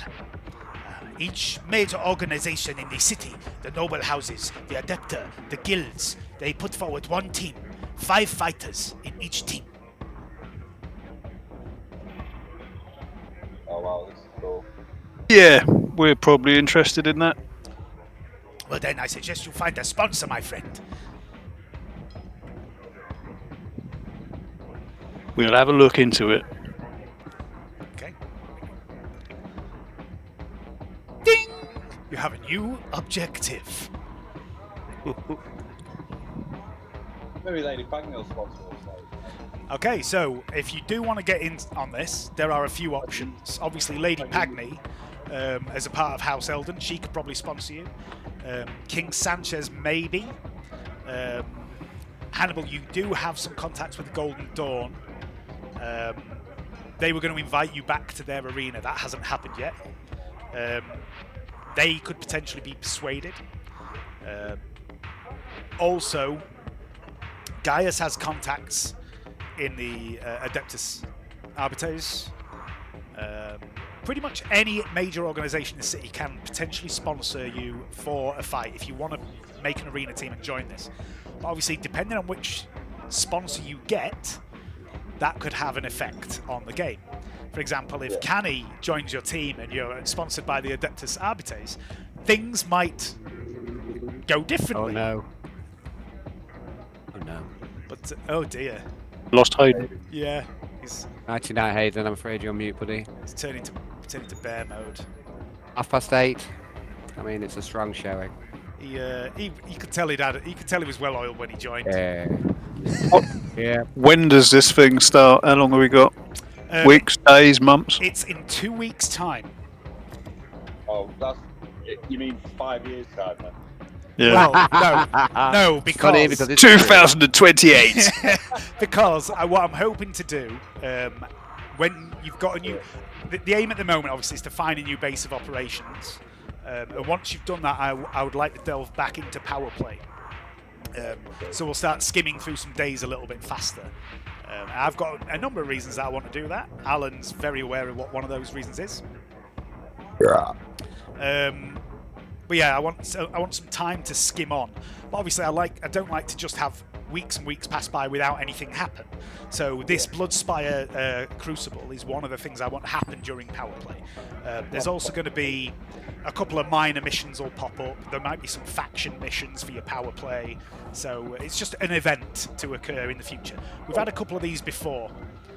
Little random events that are just one night, one-off sessions. So yeah, it's an optional side mission basically, but it might, taking part in it might have positive or negative effects on other parts of the campaign. Yeah. For example, Hannibal might meet someone during it that would be able to help him with his quest of trying to find the Beast House. Yeah. You might encounter someone from Lord Rosa's family. There's all sorts of things that could happen depending on what happens between now and then. Well, yeah, you now have a side mission, and conveniently, it's teams of 5. Yeah.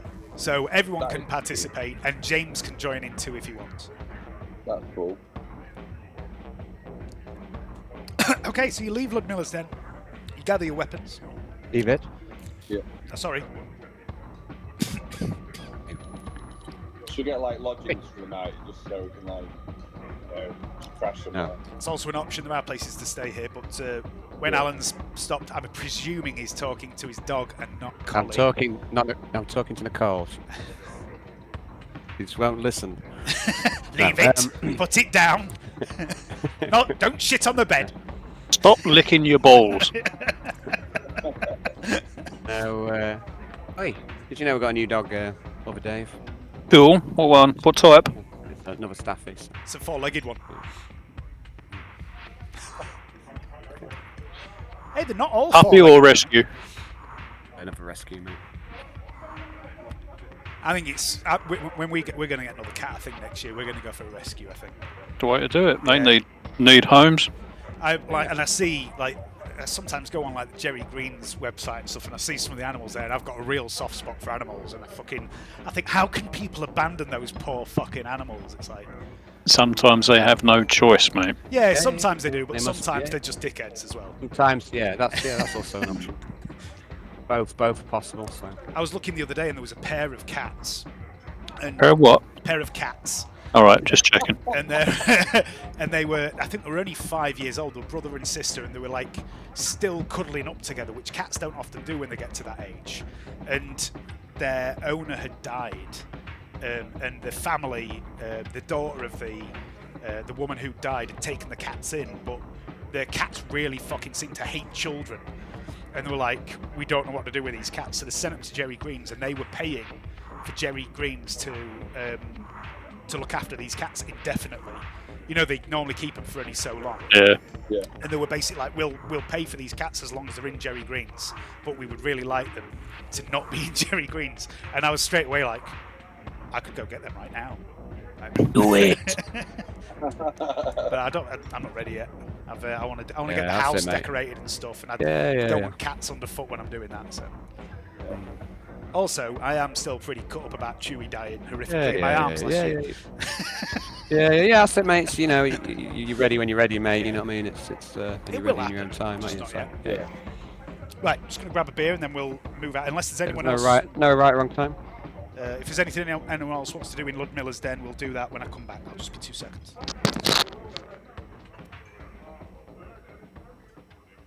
Yeah, I'll send you some pickies, Dave. Cool.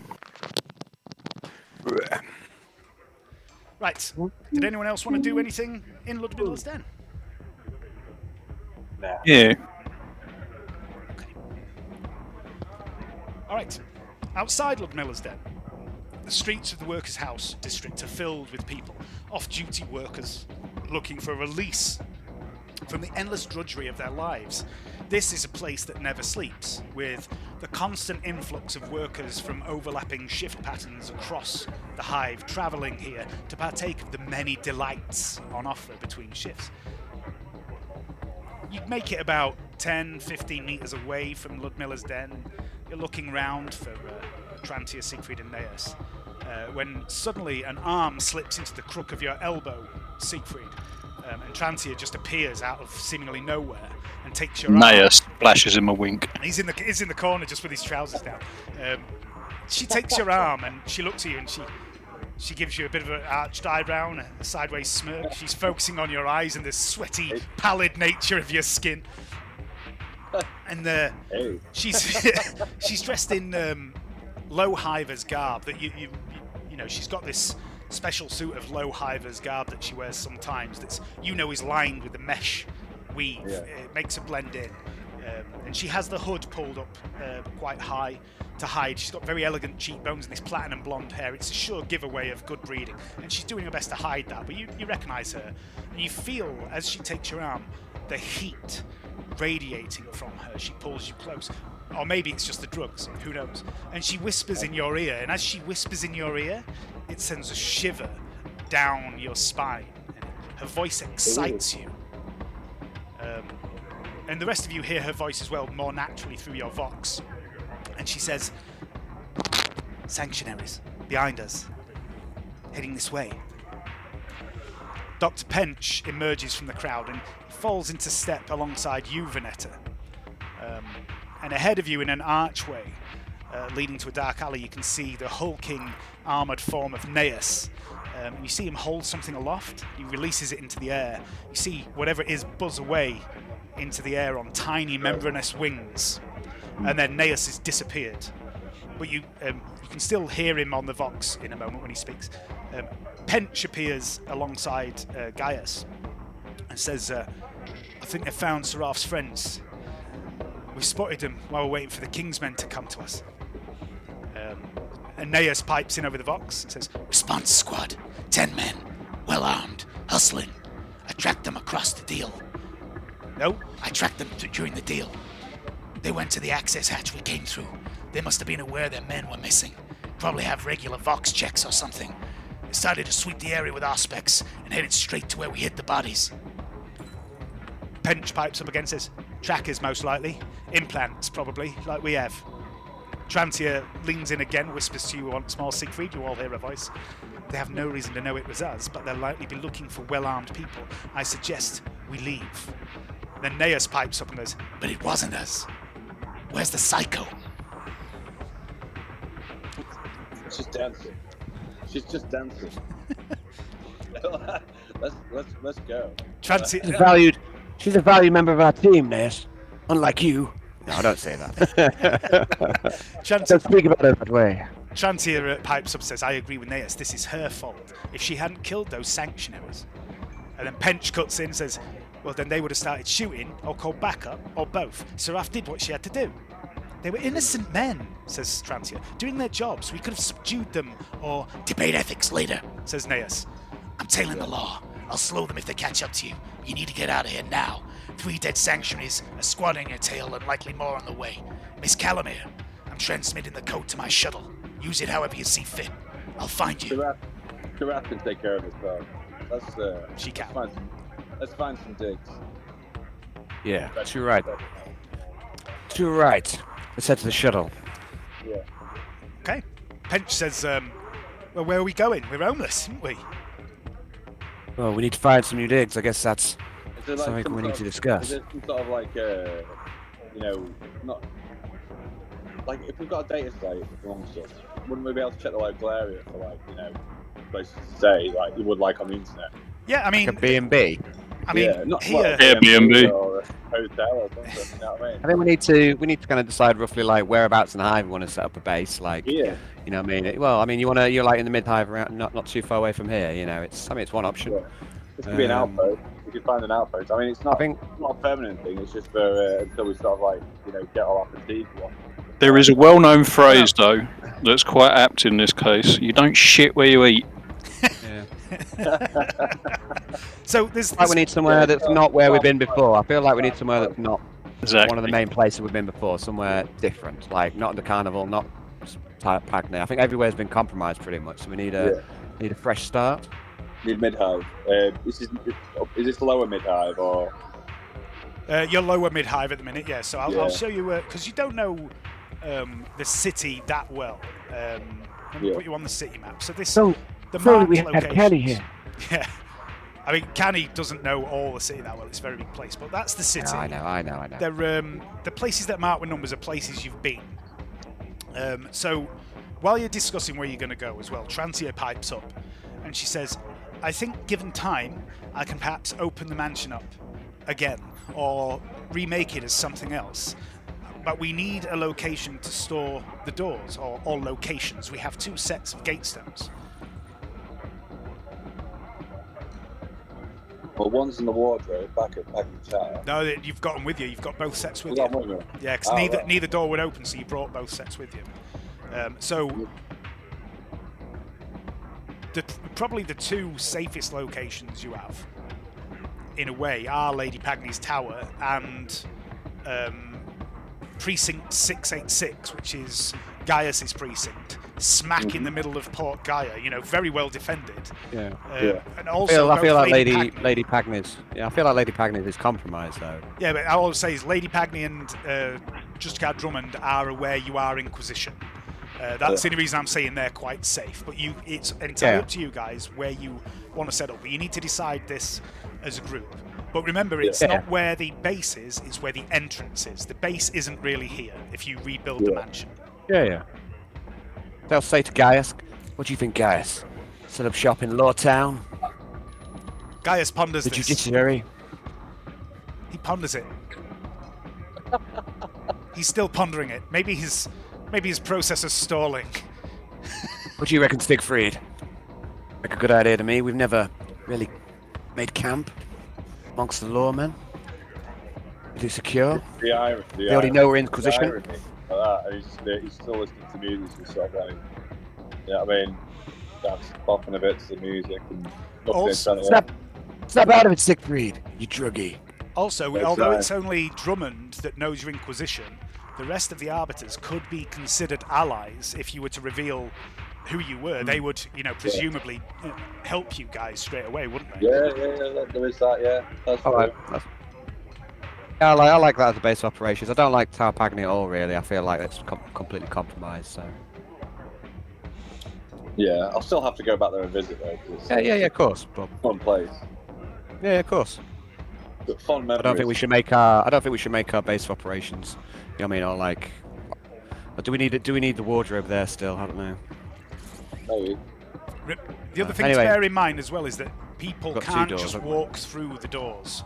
They can only Yeah. go through the doors if they have the implants that you guys have, or if they are escorted by someone with an implant. So wherever you put the doors, they're relatively safe, at least from people just walking into the mansion. There's nothing to stop someone finding the gate stones and taking them away, though. Here's a thought for you. So, Should we just leave some doors? Should we leave a door here? That's what I'm thinking. You know, just find somewhere abandoned and have a doorway out. 'Cause we're gonna have to come back here sooner or later anyway.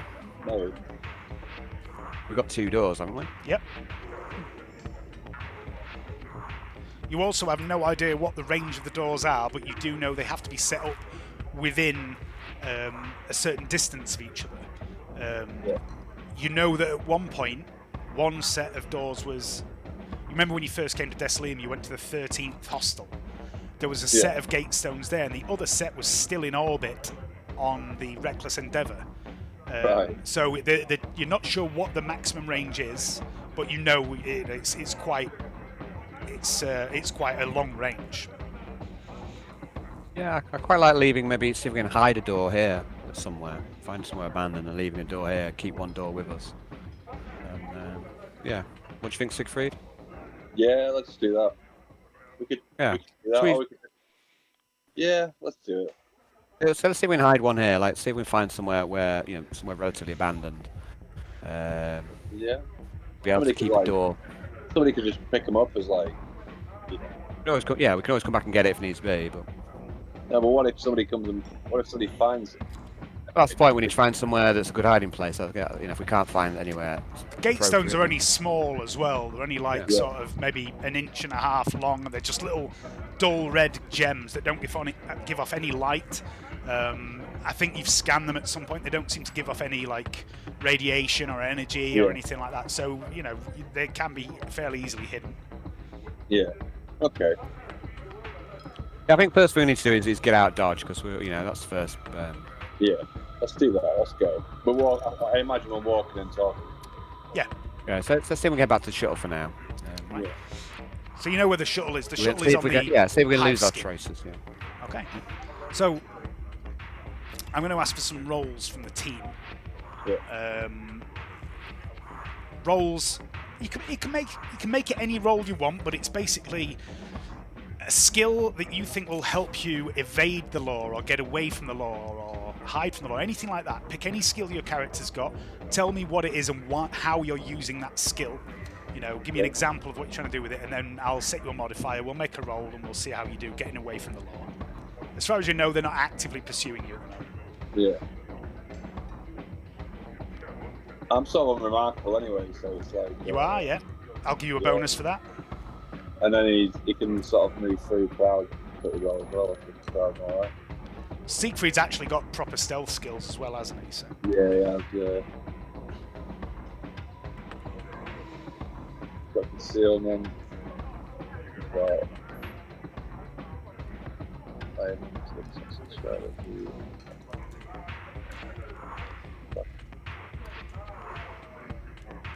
Solid name. But I'm not sure. That's a side. Shoot.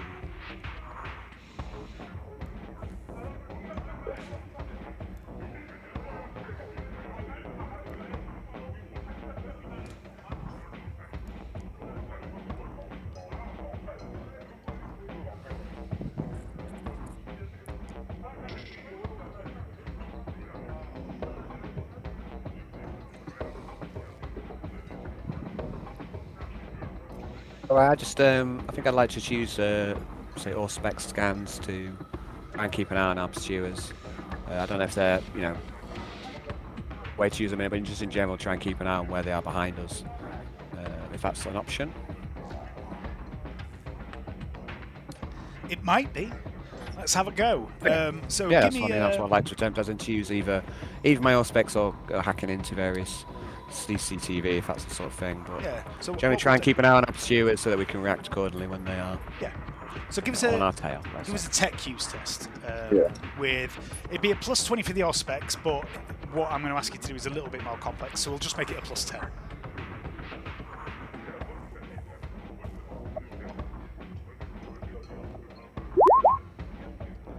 Okay, so what Vernetta does is basically uses a combination of her comms and the Auspex to sort of hack into the Copper's own Voxnet.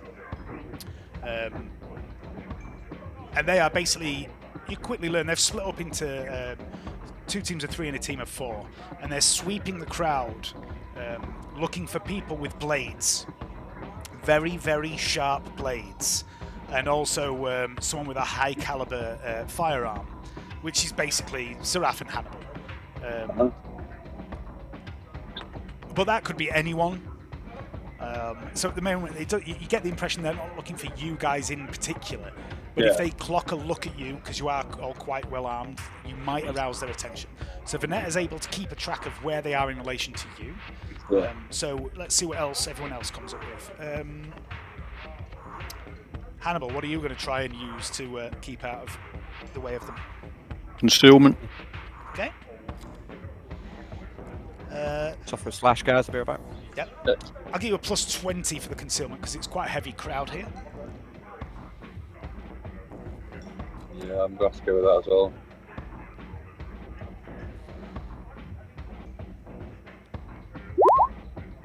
Oof. Would you like to fate point that? Okay.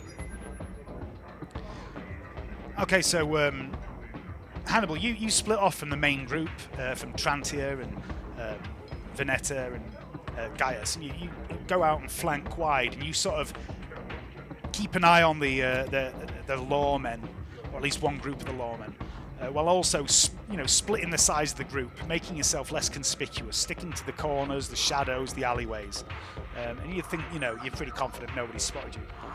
Siegfried, you can do the same if you want to use concealment. Whilst I'm doing that, I'm using concealment, but I'm unremarkable as well, so I don't know if that'll add to it. Yeah, that'll be a behind-the-scenes thing, but I am aware that you're unremarkable. What were you saying, sorry, Dave? whilst I'm doing that, I'll also give it summonist to keep my eye on the people that are following us, and I'll re-roll that as well. Too wasted, he's not going to get away with it. You have to flipping unload the camera and kill them all. I've just realised as well, you are high as well, so you might be thinking you're being really stealthy, but you're actually just like going... I'm still, I'll stealthily dance my way over here. Dancing to the crowd with your rifle in one hand and your power sword in the other like this. Yeah. Okay, so yeah, you keep an eye on the crowd, the lawmen, Hannibal. And Siegfried, you're not doing very well. You are a little bit overt, but you're so high, you don't notice and you don't care. Yeah. Good. However, your unremarkable does still kick in. Yeah. So, must just feel like a reveller. Trantia's just walking along like... just shaking her head at you, and you're just you're raving over on the other side of the road. They'll never find us here, Trantia! They'll never know we killed those coppers! Gaius still isn't here, so I'll have to figure that out another time.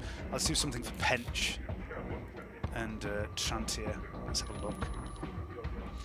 Where's Dr. Pench? There he is. Can't Gaius just retract his arms and legs and assume the position of a barrel or something? Just a big lump of metal in the middle of the road. Right. Chuck him in a skip. Dr. Pench is going to... He's not particularly useful at anything here.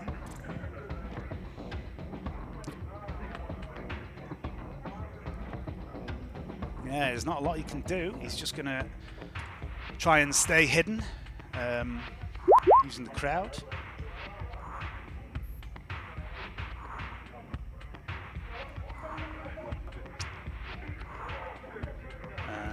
Very good. That's better. He's going to add a degree of success.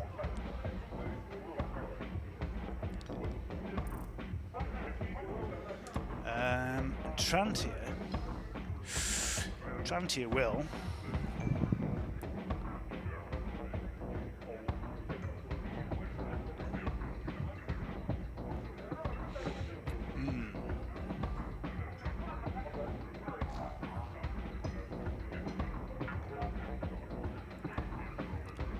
Should do the same. Lovely. It's mostly Siegfried letting the side down, but it's a group effort.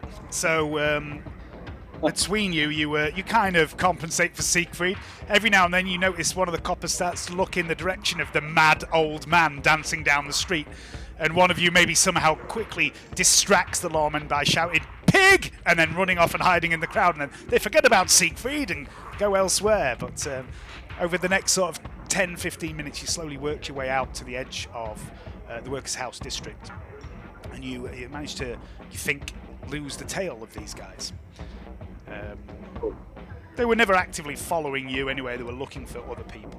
Well, they were looking for people in general that might be responsible. So eventually, you make your way out to the edge of the hive wall, to the platform that you landed at, where Gaius's shuttle is waiting for you. And Vernetta, you've been given the access codes to this.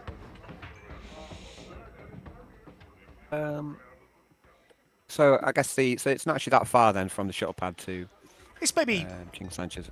it's maybe about an hour walk or so. But So I guess we don't need a door too much then. If we've got a shuttle and a pad nearby, we don't need to put a door down here. So it all depends on where you're coming from. Really, in this particular keep the doors for now then. instance, you were quite close to it. We'll keep the doors for now, and I'll open the shuttle Okay. if I can port in. And as soon as you do, you realise it's not quite a standard Aquila shuttle. A normal Aquila shuttle is either not armed at all, or it might have like an auto cannon or something as a backup weapon.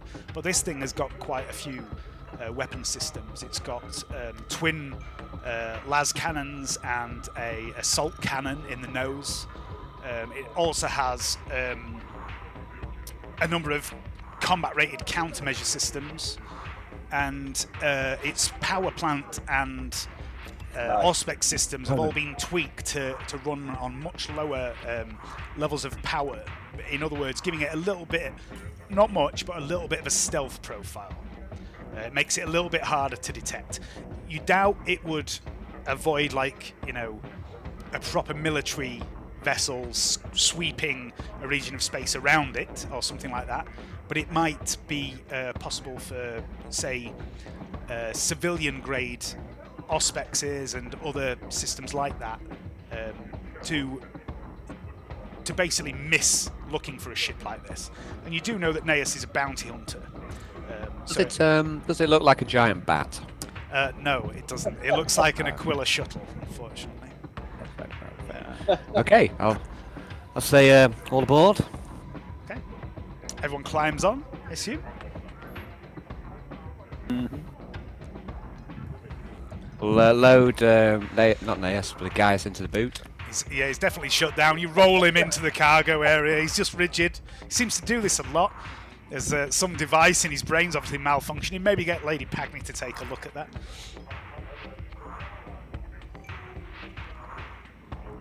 Okay. So I guess we don't have a place to go yet, do we? Well, we say we're going to go to the bloody Law Town. How close is that to the outside of the? What, to Port Gaia? The precinct. 666. So we're going to mix up a new base there. We were saying. So if we want to take off from this shuttle pad and go around, it's the other side of the hive. Is that right? No. So Port Gaia is number 4. Ah, so it's actually fairly close. Yeah, it's down on ground level. It's massive. It's basically like a city on the side of the hive. It's basically this massive starport where pretty much all the interstellar traffic lands. And what would we need to land there then? You would definitely need clearance. You definitely need some sort of permission to land there. Yes. You are all familiar with Justicar Drummond, Yeah. who is, I So think he's try and the, Gaius. Oh, okay. he's not the senior most arbiter on the planet, but he's very high up, and he's in charge of Precinct 686, which is one of the largest precincts of the arbiters in the city, and it happens to be in this Port Gaia, this massive starport, where you've been a few I think times. that'd probably be the best place to Yeah. go. Yeah, so we'll try and get clearance via Justicar Drummond if possible, see if we can make some sort of contact with him. Yeah. He knows, I think he knows us, and so we've come across him before, haven't we? Yeah, you've all Gaius met has, him, but... yeah. Yeah, so we'll try and fly over that way to see if we can make contact en route. All right.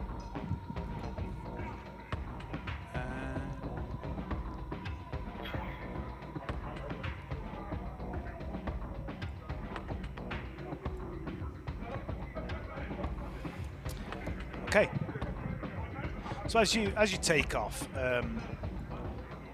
you see again, as there was a couple of days ago, over to the east, there is this sort of dark, tumultuous sky with flashes of green beginning to build. There is another one of these waste storms that you encountered a couple of days back. But it's a long way out. You're quite high up, and you pick up a bit of altitude as you begin to head down to Port Gaia. You've got a good few hours before it gets here, so you're not concerned. But there is definitely a storm building in the distance. And you contact... There's a storm coming. There's a storm coming.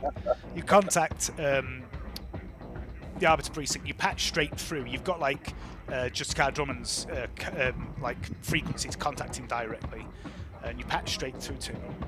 And he says, "This is Drummond. How can I help?"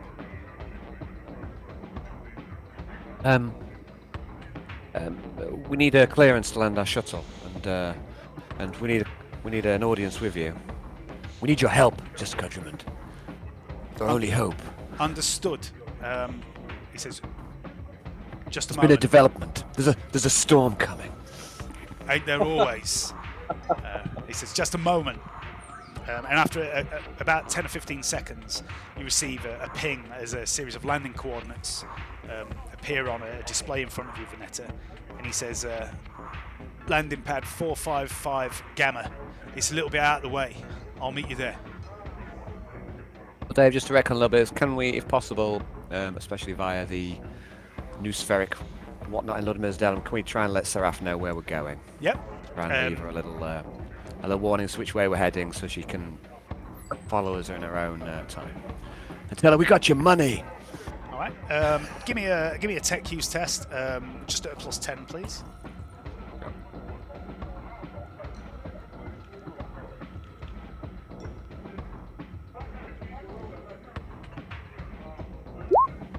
Yeah. Easy enough done. You managed to send the message to Seraph that that's where you're going to be. She doesn't respond, but you do know she's received the message. Hello, I hope she gets lucky. I don't think it's really much of a challenge, but there you go. She takes what she wants. Yeah. She's a predator. Anyway,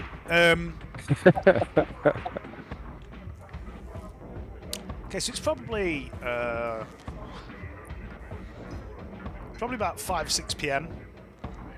by the time you begin to see Port Gaia in range.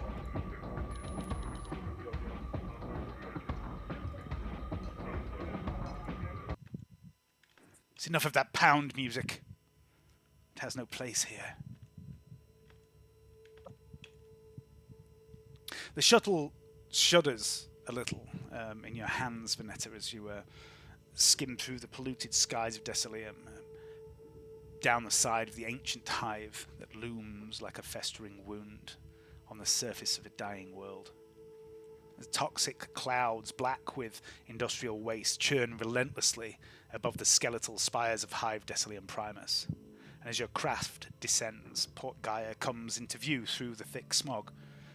An ugly tumour of twisted metal and ruined grandeur clinging to the hive's lower levels like a parasite.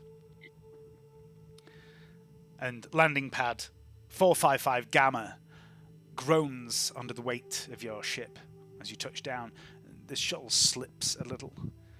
The surface of the landing pad slick with grime and oil. It is very out the way, well out the way of the city, pretty much as far away from the city as you can get without being outside of Port Gaia. And the air here is thick with the stench of burned promethium, roasted meat, and the acrid tang of unprocessed chemicals. The dim light from a dying sun filters through the smog, casting the entire port in a sickly pallor. Servitors and dock workers, hunched and broken, scuttle through the gloom in the distance, their eyes empty, their faces hidden beneath rusted rebreathers that hiss and whine with every breath. Cargo haulers crawl across the platforms, their engines choked with filth, belching fumes as they haul supplies from the bellies of other craft into large warehouses and hangars nearby. The air hums with the drone of distant machinery, echoing the relentless churn of production and death that feeds the Imperium deeper within the hive. Above, the twisted silhouettes of the hive's upper levels loom, distant and unobtainable. A world of aristocrats and nobility who will never touch the filth-streaked deck of Port Gaia.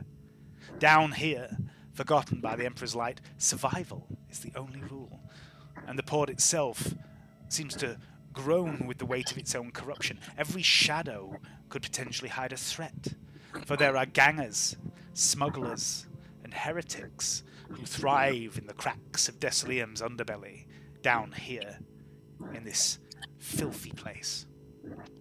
The weak flickering lumens that line the docking bays barely illuminate the decaying walls, their long, dull glow casting long, twisted shadows in the slowly darkening early evening sky. Somewhere in the distance, a siren wails. It's just another day on Desolium, really. Another day of decay and despair, and the slow death of a world that no longer remembers what hope is. Because there is a doom coming to this forsaken world, and none of the ants that dwell here know of it. But you do, because Gelt warned you. As the ramp of the shuttle lowers, the atmosphere of Port Gaia rushes in on you like a shroud. It's thicker than usual, smoggier than usual, and you can see this distant roiling storm and the flashes of green lightning. A few dozen meters away, a partially reconstructed landing pad is being worked on by servitors and a couple of low-ranking tech adepts, and you remember that landing pad because you watched a shuttle detonate there. That's where Spare first set foot upon this world. But he's gone now, isn't he? Amid the dozens of landing pads of various sizes, over in the distance, you can see the fat, bunker-like form of Precinct 686. And from there, the Adeptus Arbiters stationed around the hive are coordinated.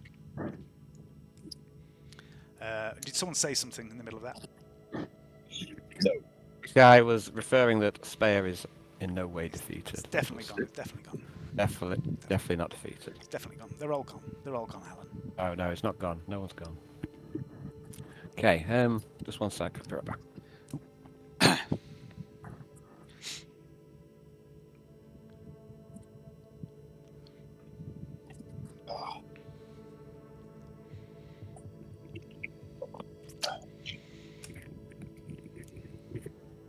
Well, we need to. What do we need to?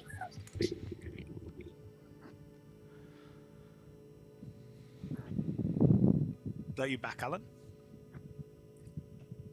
I thought I heard him back then for a moment.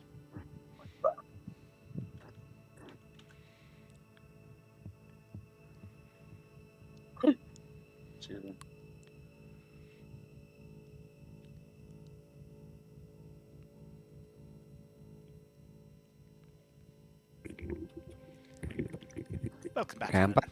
Okay. Just a couple of meters away from the bottom of the landing pad, there is this bulky slab-sided vehicle, a Rhino APC, in the colour of the Adeptus Arbiters. and leaning against it, smoking a thick cigar, is Justicar Drummond. He addresses Officer Mortalis for a moment, and they have a meaningful exchange of words. And then he turns to the rest of you and says, so, what can I do for agents of his left hand on this? And he glances around at the darkening storm and looks back at you and says, very fine day. There's been a series of complications. We think our base of operations has been compromised. We're looking for a new home, somewhere secure, for people we can trust. Yeah, they're onto us. They're onto us. We can't trust anyone. Right. I'll not pretend to know what you're talking about, my lady, but my duty is to serve Inquisitor Mesmeron and her people, so he gestures towards the distant pillbox of the precinct and says, Mikasa Sukasa, I suppose. Good. We need somewhere safe, somewhere isolated. We need your help, your protection. Right, well, I mean, the precinct's safe, but I wouldn't really call it isolated. It's in the middle of the port, a lot of eyes on it. A lot of my boys, obviously, who are trustworthy, of course, but I imagine you still want to remain incognito. He looks around and says, he points to a distant hangar over in the far corner of the port is massive as well. It's almost like a city in itself. He says, what about some sort of old hangar? Can maybe give you a hand getting some security installed, things like that. Sounds good to me. Good. Right, excellent. We'll hop in. I'll give you a lift. Okay. Get my gear. That's another thing to remember as well. Like, some of your gear was lost in the mansion. Siegfried also does still have a load of gear. Siegfried took most of his stuff out of the mansion anyway and took it to Lady Pagny's. This shuttle also is cleared to land at Lady Pagny's. Yeah. Cool. So if you want to return there, you can. Okay.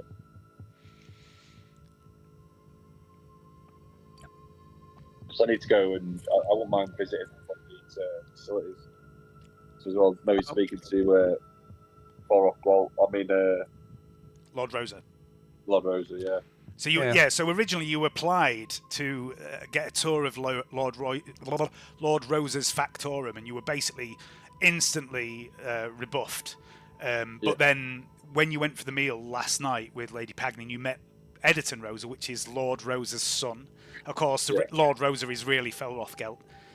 Lord Editon Rosa, who's younger, he's only in his 30s, he basically was like, oh yeah, if you want to visit my factorum, please do.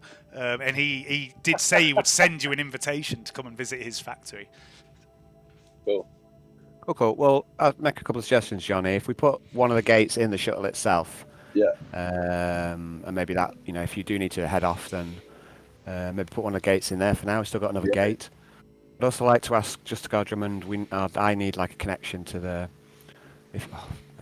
computer systems of the hive, or as in I need a contact, or a link, let's say. So if it's this hangar, we need something to route in.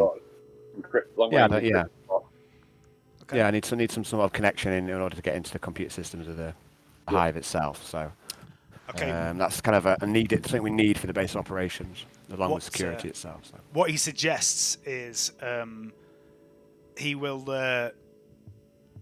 send over another member of Gaius's squad who can be trusted, that already knows your Inquisition, that's already been brought into the fold, so to speak. Yeah. Pussysoft. Greta Pussysoft. Greta is a Verispex adept, so she's kind of like a forensic specialist, but she also is technically competent, not to Vernetta's extent, but she knows her way around technological equipment. And he will send her over with some equipment that will allow you to patch into the precinct from the hangar. and from the precinct, you'll be able to access the hive at large. Yeah, so we'll set up one of the gates in the shuttle itself. Yep. Set up a new base of operations here. Yeah, and I guess then we need to try and find the other group first. Get everyone back together. And I guess we need the mansion back. That's the main thing, because the orbs are there, and they're one of our main objectives, so we left them behind. Okay. Foolishly. Yeah, I don't know if we know that. I mean, I know the other group are left, so I don't know. We don't know that yet, but we know that we don't know have the orbs. mansion's collapse. Yeah. No, but we do know that we don't have the orbs. Yeah. So we need to try and get the mansion back. Try and get the rest of the team back. So that's our primary objectives. Okay. I think what Vernetta would like to do is to try and track down Gelt, because we had our first kind of encounter with him where we knew that he was there. You know what I mean? So try and track him, because he was talking for that chef, wasn't he? Yeah. Right. So he had one of these blue crystal MIUs like that you've had and Otto had. Yeah. He had one of those, and he just suddenly his eyes blanked and he started speaking in a different voice. He told you he was Felroth Gelt, basically. Karrel isn't here at the moment, but Karrel has also figured out that Felroth Gelt is Lord Rosa, and is also the guy that helped defend the line back in the town of Gantry when the undead were rising. So once you all get back together, you'll be able to piece all this shit together, obviously. Yeah.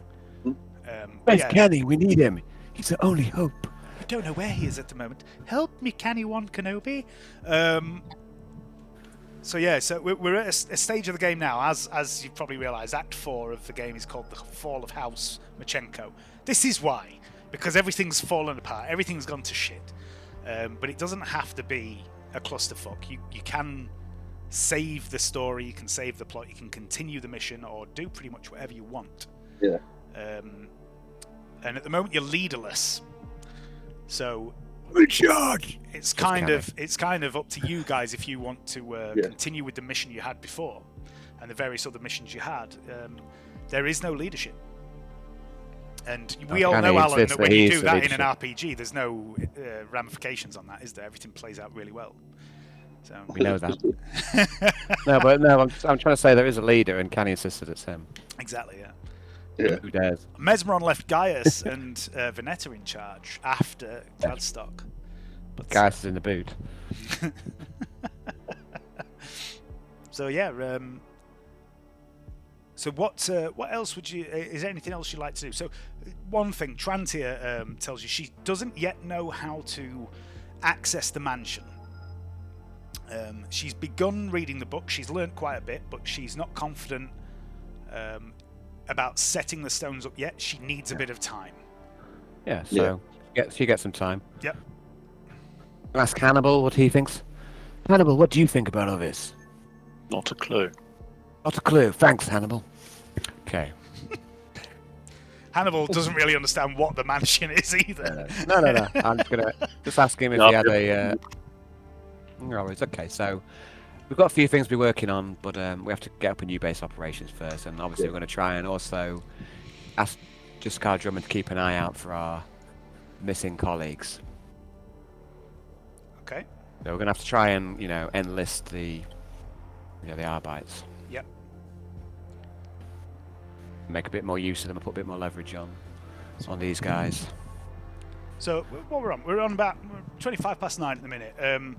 If you want to spend, I'm not going to drag this session on too much longer, but if you want to spend a bit of time just discussing what you want to achieve, what you want to do with this base, what your plans are, your immediate plans, I'll make some notes and we'll incorporate that into the next session or so as well. So rather than me trying to fucking figure out everything on the fly that's going to happen. So what else do you want to do? I think we could work, just in the meantime, we could work for Jessica Drummond, as like a special team. If he's got any sort of particular operations that he thinks would be useful on, we could maybe ask him if we could assist in any way, shape, or form. I mean, what he's got are about 150 Adeptus Arbiters and Rhinos and lots of weaponry and armor. And what his job is, generally he can do with that team of people. Usually it's the other way around. Usually the Arbiters would work for the Inquisition Yeah. You know, when you guys need more muscle, that's what they're for, not the other way around. There's not much that Yeah. you guys can do that the arbiters in force couldn't do. Yeah. Apart from, you know, the idea of you guys is you're a bit more clandestine, but Yeah. I mean, we could help out, you know, that sort of thing, you know. But we need to just decide as a group what we're going to, you know, what our direction is really. Like, So if you look at roll 20, Well, I mean, I'll just say for me, Vernetta wants to carry on, even though you know it might well be a massive lie. But Vernetta wants to carry on with the primary mission, and she doesn't trust Gelt at all. She still wants to carry on the pursuit of him, and to you know, she still, I suppose, even though Mesmeron has been shown to be an utter, you know, head foot case, you know, she still wants to carry on, if you like, with the primary mission. So what Vernetta would like to do is to try and regroup with the rest of the team, set up a new base, try and track down Gelt. And I mean, and recover the orbs, but that mean getting back into the mansion, which is. I think everything will change once Karrel gets back, because he'll have that information. Yeah, and also you've got the invite into Rosa, so that gives an angle that way. Yeah. You know, so but for me the main principle is getting the new base operations and setting that up, trying to get the rest of the team back. Yeah. And then trying to get back into the mansion itself. So they're the you know I see as my main objectives. I'm saying for Vernetta, she's not up for changing the main direction. She wants to carry on pursuing Gelt. She doesn't trust him. You know, he thinks he's like he's compromised too many times. He's a radical and a traitor. Don't trust him. I mean, he literally confessed to that as well. When he contacted you at the meal, he basically said, you know, I don't deny any of the accusations. So he's basically confessed to being both those things. Yeah, so I don't want to join Gelt. I don't want to hunt him down and make him pay. Okay. For whatever plan he has. Well, that's not like a plan in itself. Hannibal, any thoughts? No. So to be honest, mate, I still haven't got a fucking clue what's going on. Well, hold on. We've been playing since the beginning of the campaign, mate. We're in exactly the same boat. So that's the joy of it. So when I say no, I literally mean no. I haven't got a clue what's going on. So I have no opinion on it. So if I've got to draw everyone's attention now to Roll20, there is a folder called Handouts. No, that's wrong. There is a folder called Objectives. In there are a number of handouts. The first one, primary objective. You've been tasked by your mistress to find Felroth Gelt and end his nefarious schemes. It's vital that Gelt is captured alive. His schemes are many and insidious and often designed to play out without his intervention. If we have any hope of stopping whatever he's doing, we must interrogate him. And that handout is pretty huge. There's a lot of information there of everything that's been learned about Gelt from the very beginning of the game to the very brief survivors remit you had about getting him to everything that happened up to that meal. Everything that you've learned about Gelt is in that handout. Mm-hmm. So that is Felroth Gelt. Dave was a former Inquisitor who has, for some reason, stepped further and further down the radical path to the point that he is like blatantly heretical now. But he has always sworn blind that he doesn't deny any of that, but he has always sworn blind that everything he does is for the Imperium. You've also got, and obviously he is definitely on Decilium, you know now. He's posing as Lord Rosa, or he is Lord Rosa. You've also got secondary objectives. Secondary objectives, secure the 6 black orbs in the stasis chest. This has been one of your objectives since the very beginning of the campaign. Currently, when you first arrived here... We're on 0 orbs. Currently you're on 0 orbs. But when We've actually gone backwards on this objective. So when you first arrived here, there was... Justicar Drummond had 4 orbs that had been recovered from various places. And we're now down to 0 orbs. That's progress. Yeah. A 5th orb was taken from the Mad Noble, Lansgull Jan. And then a 6th one you went looking for. You had reason to believe it was being dropped off here in Port Gaia, but when you got here, what was actually dropped off was Speyer. Surprise cockfags. The 6th orb, the 6th. That's Dave's catchphrase. The 6th orb was was found later. It was found in possession of the cult of Nurgle, the Blessed Flesh. So you have found 6 orbs, 4 from Justicar Drummond, 1 from Lansgul'jan, 1 from the cult of Nurgle. However, you currently have none, and even if you had the stasis box that is in the mansion and you were to open it, you'd find there's only 5 in there. Yeah, well, don't worry about that too much. You've also got an objective: capture the heretic Cyric Scale. Cyric Scale is the heretic who was behind the building of the heretical servitors and the mining of the black metal out in the mountain facility. He's on the Inquisition's most wanted list. There is some information about him kicking about somewhere. At the dinner the other night, the chef gave Vernetta a hollow wafer that he told her had information on Scale that she might find interesting. Okay. You also have a secondary objective: discover where the black metal objects are being taken, because you know they're being mined from the mountain, or they were being mined from the mountain, but the black metal coming out of the mountain was inert. It didn't do anything. But you know there are these black metal objects that are psychically resonant and have the ability to magnify or alter psychic power. And the current belief was that they were being taken somewhere else and activated. And so that's a secondary objective as well, to find where they're being taken and where they're being activated. And then a fourth secondary objective: find Gelt's servitor army. Now the chances are that one will resolve itself if you find Gelt, or if you don't. You've also then got your tertiary objectives, which are all the things Mesmeron set you. So Canni infiltrate the Brotherhood, Gaius working for the Arbites, Siegfried assisting Lady Pagny, Hannibal find the Beast House, Vernetta craft, do whatever you want, all that stuff. They're your tertiary objectives. There's also a handout that says individual and miscellaneous objectives, which are the weird odd bits that pop up, such as find a way for not quite dead Abelard to urinate accurately. His penis has long since rotted away. That quest was failed when everyone in the carnival was slaughtered. No, you could say, hold on, we could say that it's actually been completed. Yeah, true. Yeah. There's also It's a matter of perspective, right? You know, I mean, he's the problem solved, right? He doesn't need to worry about urination any longer. So, you know, it's glass half empty, glass half full. Right? You look at it that way if you want. I consider it failed. It doesn't matter though, because that was a faction quest. But if you can't piss accurately, that glass is nowhere near half full. Yeah, but true. Yeah, unless he's spread a load out around the room and he's just spraying everywhere. But the point of that quest was to buy you more reputation with the carnival. But events have led to the carnival being dead for a couple of days now.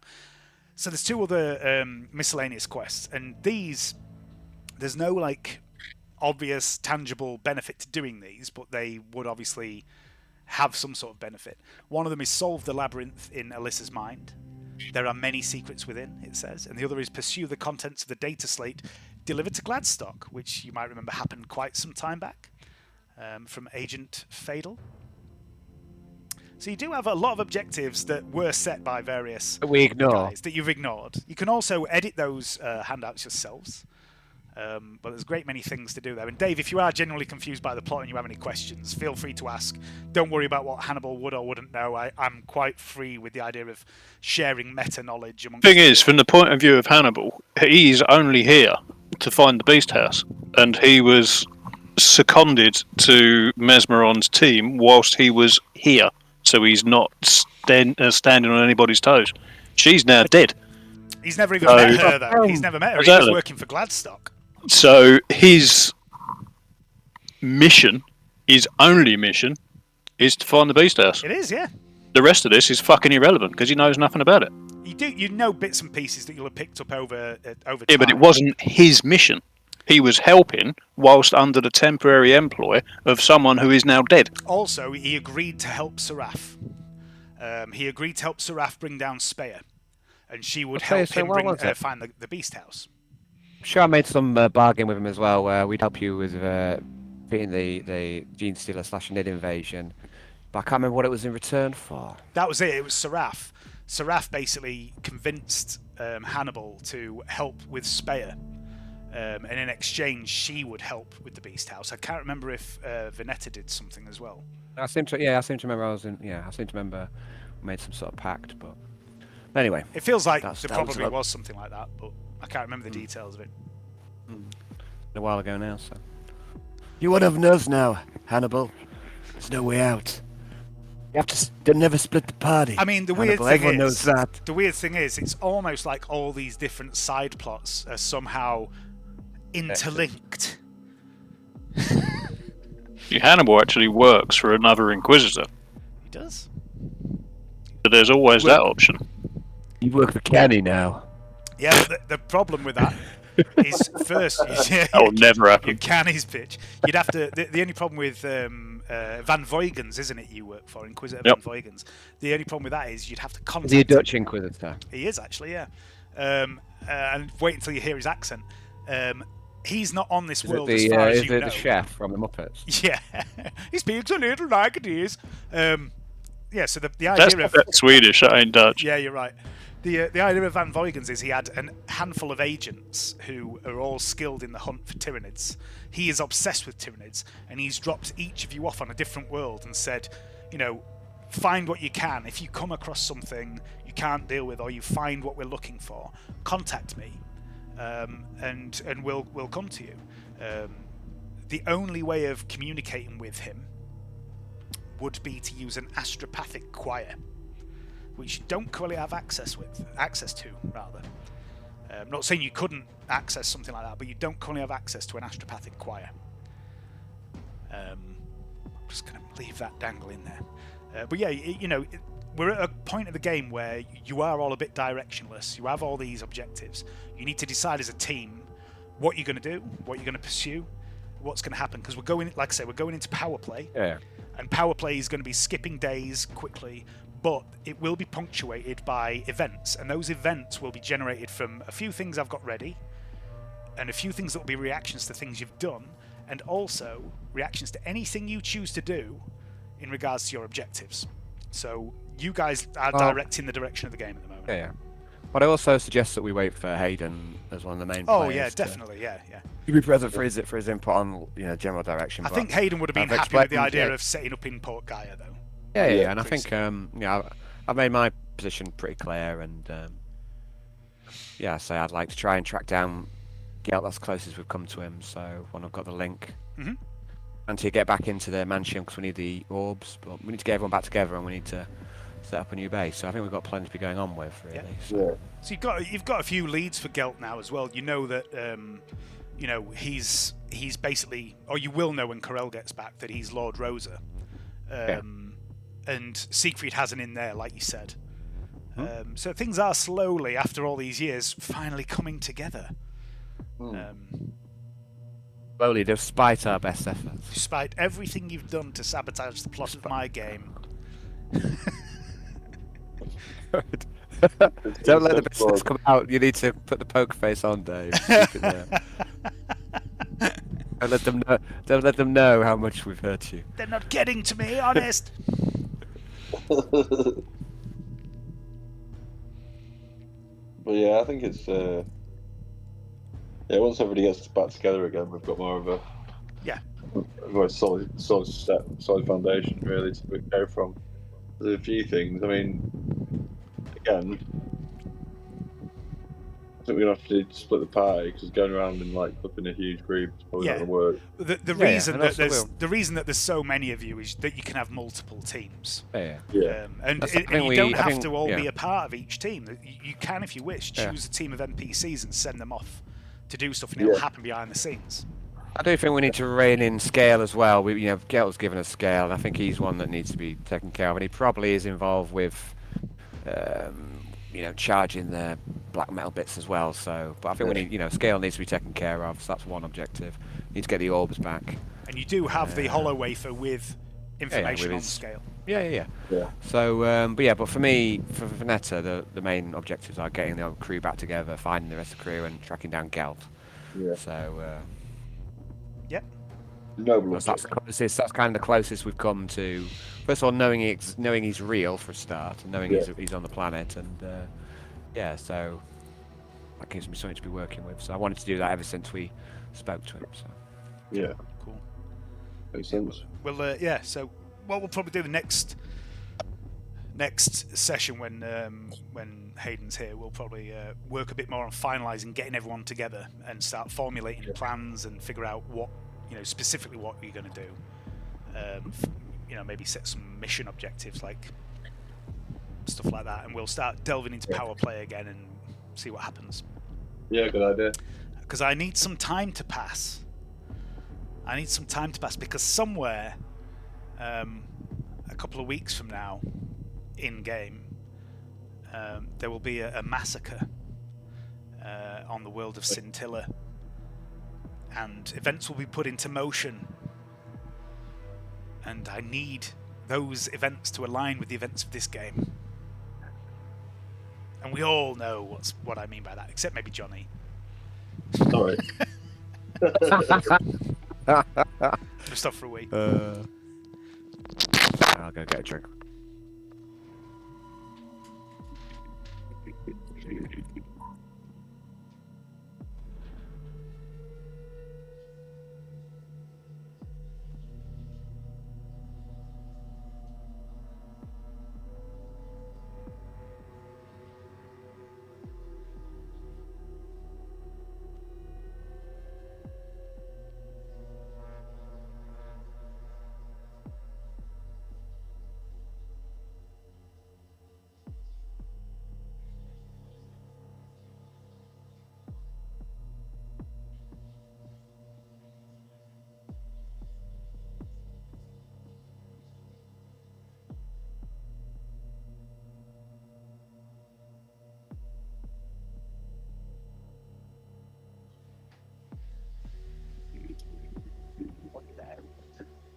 Hello, doggy. Hello, doggy.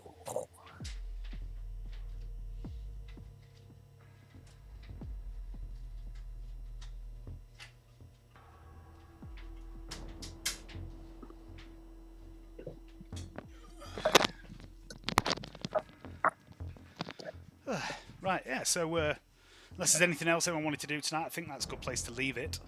Okay. With us just Cool. starting to set up a new base. Yeah. Thanks for the game, Dave. Good game. Thank you. Yeah. Good. I'm going to play a bit of Dark Tide, I think, just for a change. Mix it up a bit, Dave. Yeah, mix it up. Hello. Dave re-downloaded Dark Tide the other night and then quit after 10 minutes. Yeah, but Dave doesn't have a staying power, does he? No, he hasn't got the stamina for 2,300 hours of Dark Tide in 2 years. I'm just enjoying other games. I'm not a one-trick pony. I would enjoy other games if A, I could get them to work, and B, I had the hard drive space to install them. Uninstall Dark Tide and you'll have the hard drive space to install them. But for what? Why don't you spend some of that? Spend some of that steel money. Because there isn't any, Alan. Buy yourself a bigger hard drive. It's not. I've had this conversation, and I need a new Not PC. the size of your hard drive. I need a new Alright. PC. I'm getting a new PC next year, but Okay. at the minute I'm not only playing Dark Tide. I play a couple of other things as well. But like everything I want to try, like I wanted to try Stalker 2, it just runs so fucking shit. I really need an upgrade. You know Black Ops 6, Biggs? Yeah. There's a mode in it at the moment which you'd enjoy. It's called Prop Hunt. And it is the most ridiculous fucking game ever. One team basically turns into props